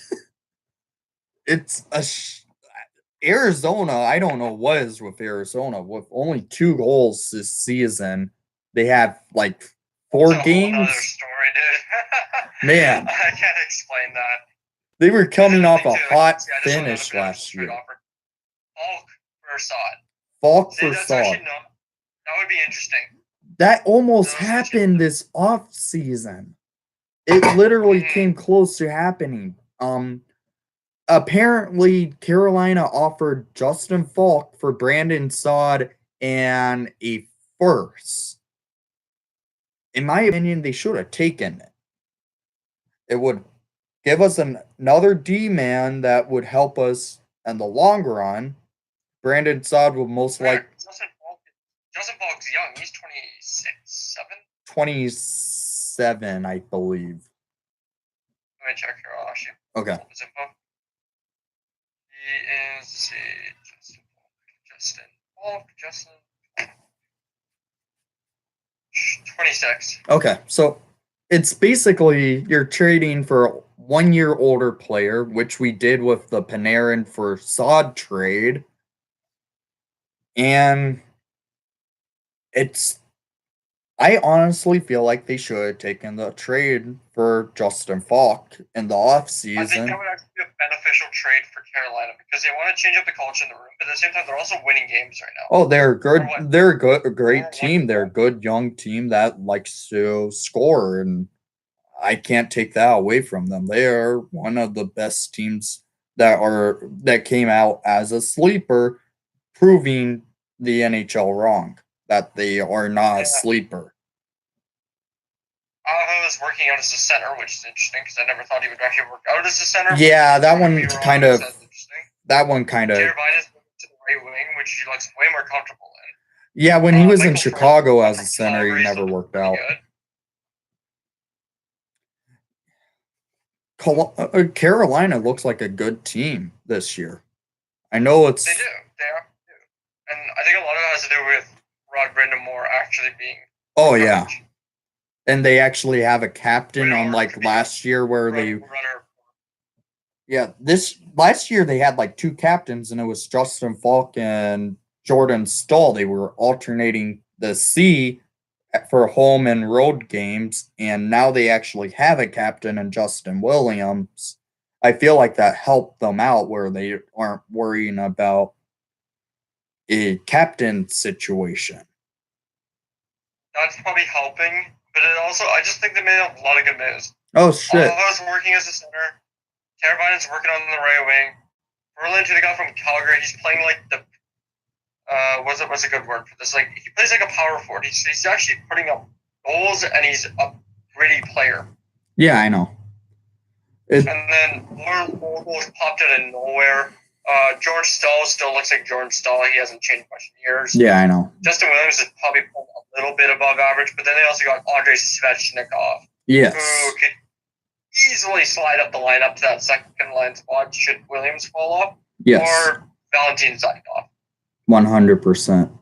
I 100% agree with what you're saying there. And I guess I just hit 150,000, 150 subscribers. I did not know why I was about to say 1,000. It's been a long day.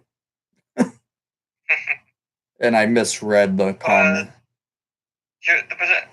Like, when you talk about the potential of a Saad for Falk trade, that's almost a beneficial trade because during the offseason, obviously, Jay Noah Hannafin for Dougie Hamilton. Yes.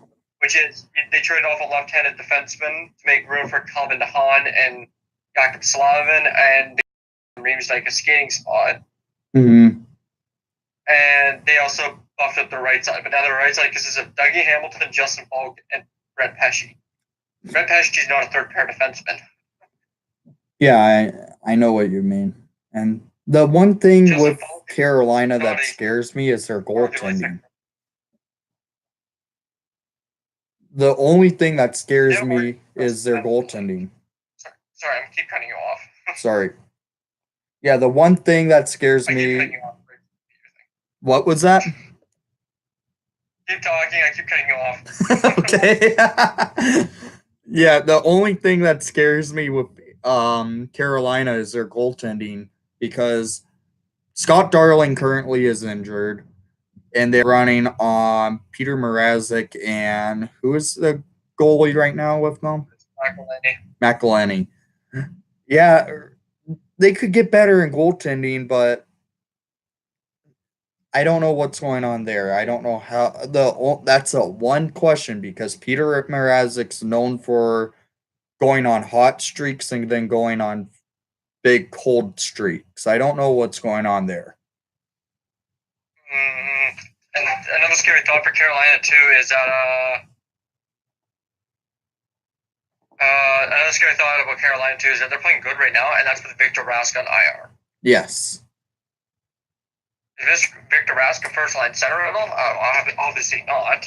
But he would be on the third line, and that would push Martin NickS, who's projected to be what should be Carolina's top line center in the future, down to fourth. And that means you would have a line, arguably, of what could look like in Carolina with Martin NickS and Andrei Svechnikov. Yeah, I know what you mean. Which is like Carolina's 1-2 of the future. Yes. What are you talking about, Jan Ruta, 3HD Productions? Jan Ruta is just not the call, That one. I'm trying to figure out what he's talking about there.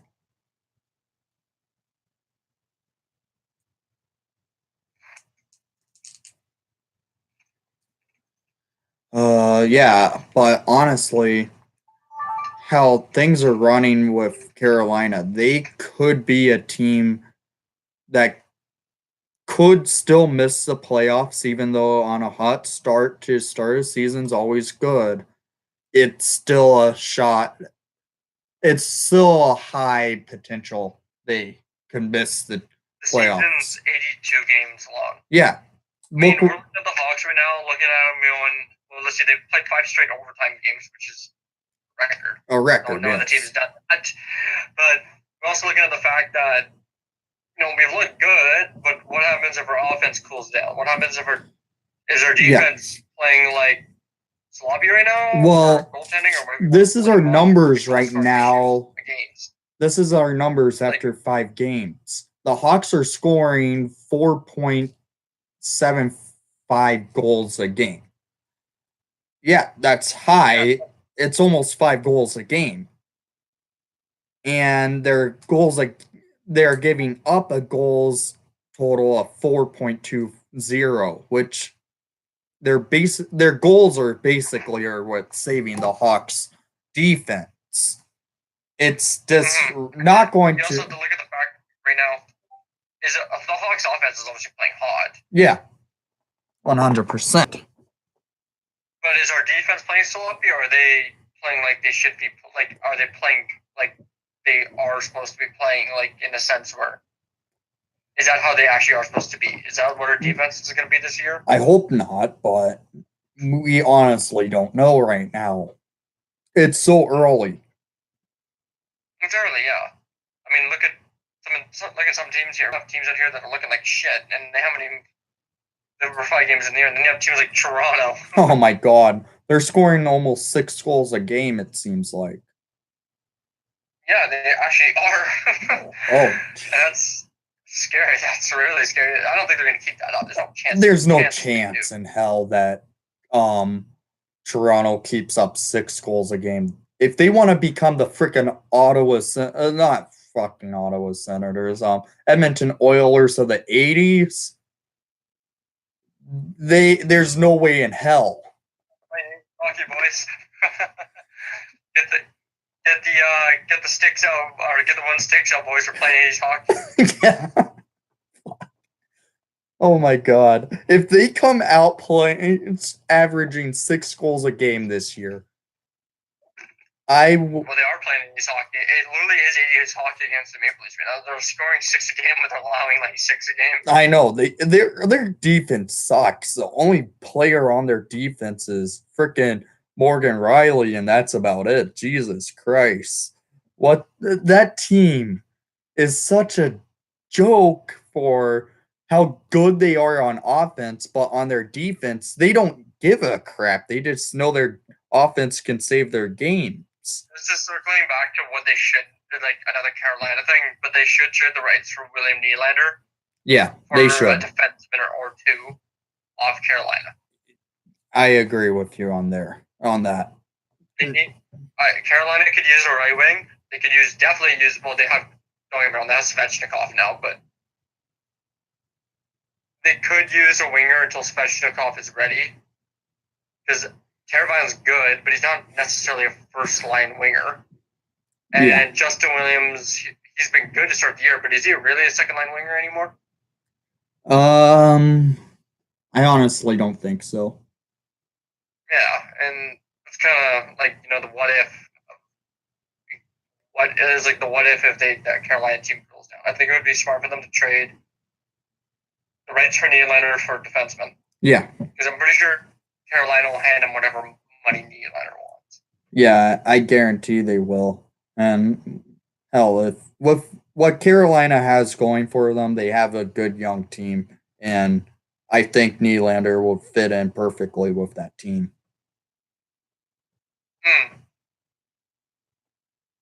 Where it seems like Nylander just doesn't want to be in Toronto anymore because I know he hasn't signed a contract yet, and he's wanting like $8 million. It sounds like per year. He won't get that with Toronto. Yeah, no, he does want $8 million. He's asking $8 million. He's not budging. Yeah, and Toronto's trying to offer like 6.5. And that's too much of a low ball. That's a big number in between. Yeah, that's a large low ball. Nylander. No, yeah, exactly. Or just said he wants to stay. And Nylander confirmed that in interviews. He does want to stay with Toronto. But at the same time, like, how much can you put up with before you say, okay, just trade my rights? I know what you mean. It's ridiculous. I feel bad for Nylander. He's not getting paid right now. He's just sitting in a press box, not doing anything, it seems like. Because he can't be on the ice with the team. Almost seem interested in signing him.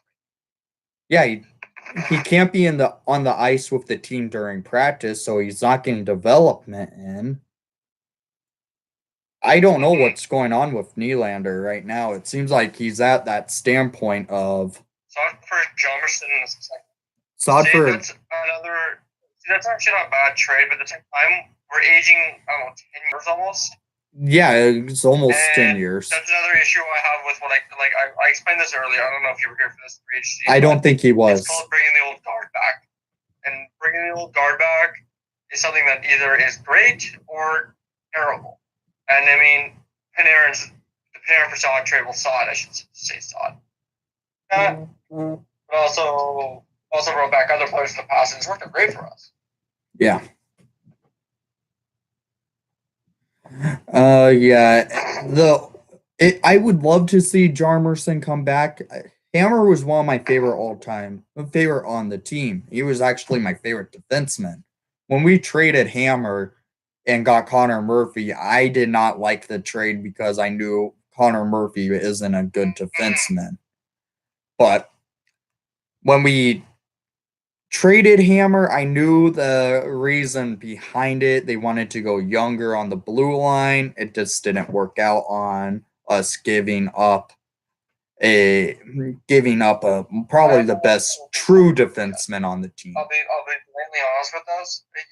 I haven't lost hope in Connor Murphy yet. I know you haven't, but I've lost kind of some hope on him because he's supposed to come back in December, and you don't know how players come back with injuries. It's always a tough call. And that's definitely something we have to consider too. Like, how is he going to be after injury? Yeah. And honestly, where does he fit into the blue line right now? He could come back like Sidney Crosby, who's got 4 concussions, and he's been through every one of them and still playing. Yeah. And I'm worried about... He could also be like Joe Thornton, who's ripped both knees out of his fucking legs, and... God, I feel bad for Thornton. He just wants to win that Stanley Cup. He wants to suffer. Oh my God, I feel bad for Thornton. He just really wants to win that Stanley Cup. Oh my. I know, I feel so bad. I like Joe Thornton. I've always liked Joe Thornton. Same. I really feel bad for Thornton. He's stuck where he hasn't won a Stanley Cup. He deserves a Stanley Cup. Came close and... He'll be one of the best players without a cup. Unless if the Sharks are a cup contending team. I should rephrase that. I don't think the Sharks are a team that's going to come as close as people think they are going to win. Yeah, I know. Sure, they went on with Erik Karlsson. They have Erik Karlsson, but I don't need to say much about Erik Karlsson. They haven't done anything with Karlsson yet. They're getting scored on 3-4 times a game. Martin Jones is arguably a good goaltender. I know. I never have trusted Martin Jones in net. Same. I know what you mean. EA clearly trusts Martin Jones because of his rating, but that's a whole nother story. But the Sharks just said the season are 2-3-1. Yeah. Which is good for 5 points. They have 17 goals for, 19 against. So they're scoring on an average of, 3-ish goals a game, just over 3 goals a game. Just about. It's just about 3 goals a game for them. 3.66 goals per game or something like that. Yeah. They've allowed 19 goals, so they're getting scored on just under 4 times per game. I think that's going to be kind of a norm for the Sharks. I think their defense is going to come. I know they have 3 Norris Trophy contenders on that team, but Karlsson's they have 2, but 3? Yeah. 3. Look at their blue line. Is the third one Vlasic? Yeah, Vlasic. I honestly think Vlasic's one of those type of defensemen that could win a Norris Trophy. But with who's on his team, it's never going to happen. He won't get Norris Trophy consideration with the Sharks. Yeah. Which is unfortunate. Yeah. Because I've always said Vlasic's one of the more underrated defensemen in the league. Oh, yeah, for sure. He's a shutdown guy. He's not an offensive guy. Yeah. And he's a shutdown guy. Yeah, that's true. I still think he's one of the most underrated shutdown defensemen in the league. He's always been really consistent. I've watched him play for Team Canada quite a few times. And he's been good for us. He was always good for Team Canada. He's been good for every team, the Sharks, for years, too. Yeah. But now you got Carlson and Burns on your team. Like, you're going to be the number 3 dude. Yeah. Did you see what Daniel just posted saying Thornton's the new Ovechkin? That's a tough call. That's very tough. Double Ovechkin's age, but a lot older than Ovechkin. What do you mean Rob Hensley is an all-star? What do you mean Ron Hazy is an all-star captain? Oh my god. Oh jeez. Oh man. Jeez, I thought I was going to end this stream like an hour ago, but whatever. I gotta get going soon. I got a big dinner and I got some plans today. Okay. Oh, yeah. Yeah. No, it's alright. Thank you. I'm just gonna make my other pasta. Well, that's kind of signal to go because I just said pasta. Now my stomach's hungry. Yeah, if you want. We gotta go.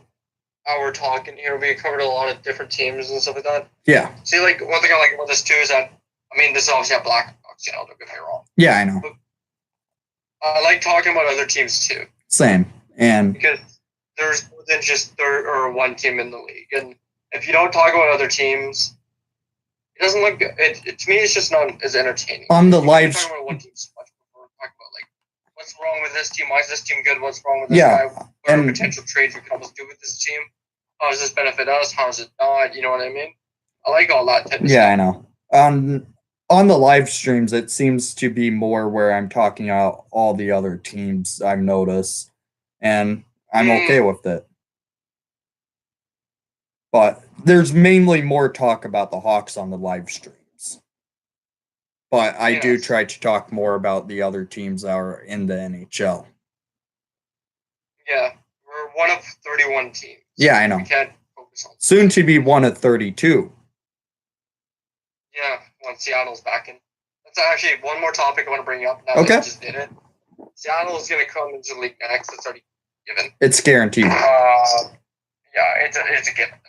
So, if Seattle comes in the league, we're going to look at the divisions as extremely imbalanced with 6. We're going to have, like, we have 6 in our division. We have 17-team division or a conference and a 15-team conference. Who transfers to the East? Wait, no, the conferences will be even.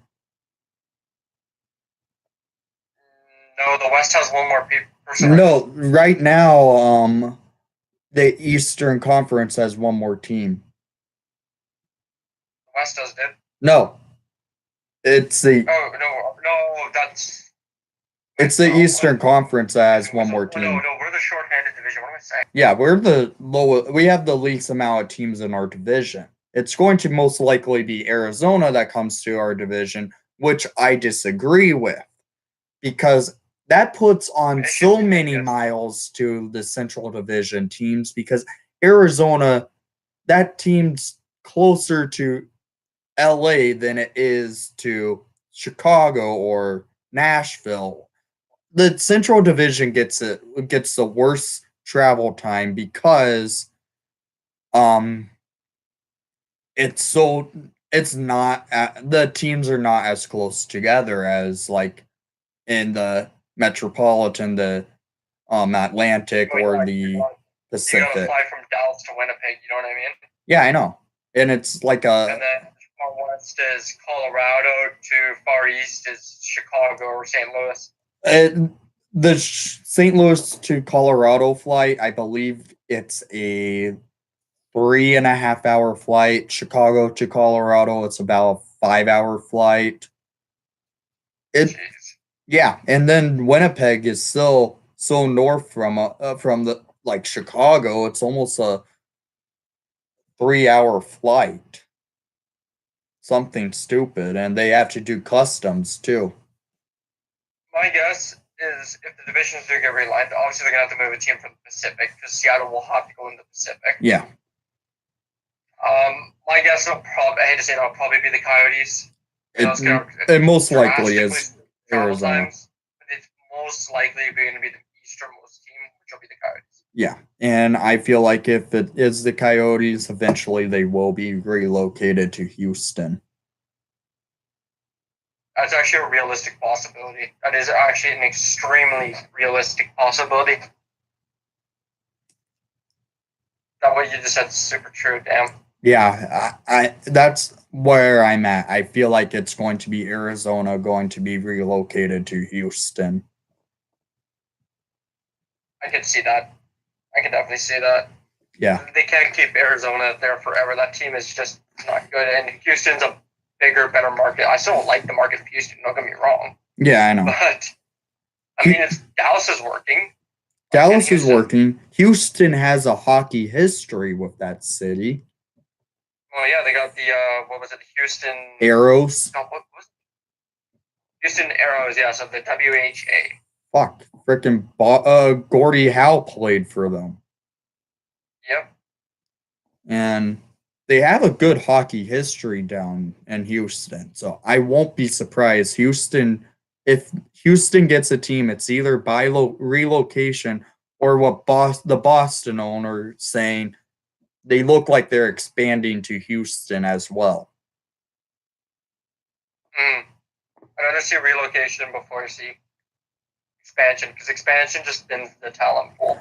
They just want. It sounds like they want to expand to 34, but I hope they just stick with 32. Call it done. Expanding the league at 32 because it evens out each conference with Seattle coming into the league. I don't think Seattle will be as good as what Vegas was last year. Vegas year one. You won't see another Vegas because GMs will be smarter and not doing what they did for Vegas. And I think there won't be another.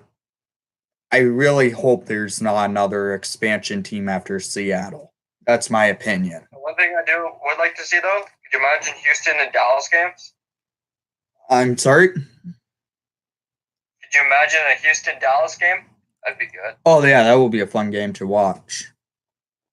Freaking Houston and Dallas, and then in a couple of years, we're going to have Vancouver, Seattle. That's going to be good. Oh, Zach's saying that. I like the idea of Vancouver, Seattle games. Yeah, that's going to be a fun matchup. The uniforms are probably going to. So I'll have a readily available chance to see that Seattle team, too. Yeah. The uniforms are probably going to be very similar in color, in my opinion, with Seattle and Vancouver. They're going to be Seahawks colors, in my guess. Yeah. Blue and the green. Or they go with the Mariner colors, which have very nice colors, in my opinion. That get blue, green, white, and black type thing. Yeah, I can see that. The Mariners are like a teal and navy blue, gray, and I can see that, yeah. It'll be some sort of combination of blue, green, and another color. Yeah, they're going to they have to be called the Thunderbirds, in my opinion. There's that name works. Because that's the name of the. I know. WHL team. I know, but it just works for hockey as a history in hockey. And the name they want to choose in the Kraken just doesn't sound like a good hockey name. It doesn't sound like a good sports name. No. Seattle Metropolitans could work because that was the original name. That sounds beautiful. Yeah, it was the original name. I would even be in agreement to call them the Seattle Emeralds because it's nicknamed the Emerald City. I can see that too, yeah. And that could There's a lot of good things there. I just hope they don't screw up the team name. Yeah. Totems or frickin' Kraken. I do not like those names. No, Totems and Krakens. Kraken to me is black rum, dude. Yeah. Oh my god. Yeah, I like Kraken. What can I say? Yeah. I don't think it was a hockey team. I don't think it was a hockey team. It's insane. I got a good talk, Nick. I gotta get going. Yeah, okay. I'm about to end this stream soon here too. Alright, well, it's been good talking with you, Nick, and chat for whatever questions you had that I managed to catch because I do talk a lot. Yeah. Alright. Take care, Garrett. Okay, take care, guys. Take care, everyone. Yeah, I'm about to call it a stream here, guys. So it was a good stream. This actually might have been my longest stream of all time.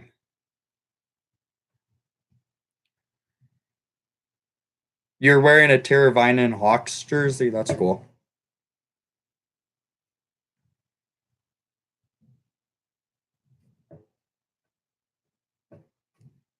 Oh my god, Zach. It's not going to be named that because they're Zach, the stadium already has a name and it's the Key Arena. Seattle Poke Checkers, that's not a bad name. But I honestly feel like the Seattle Emeralds or Seattle Thunderbirds just works for a team name.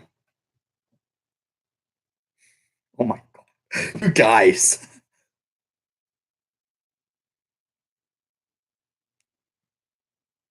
Seattle Checkers? It doesn't.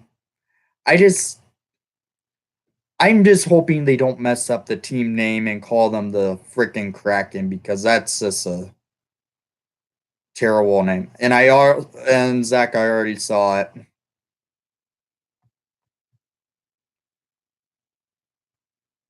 Cheap.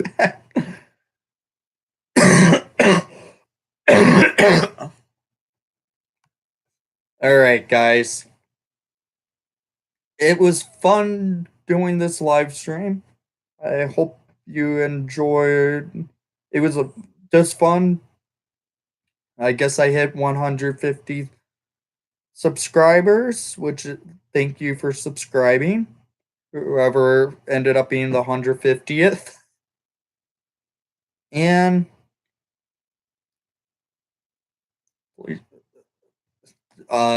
gotta so I'm calling a stream here, guy, as Slapshot. Hell no.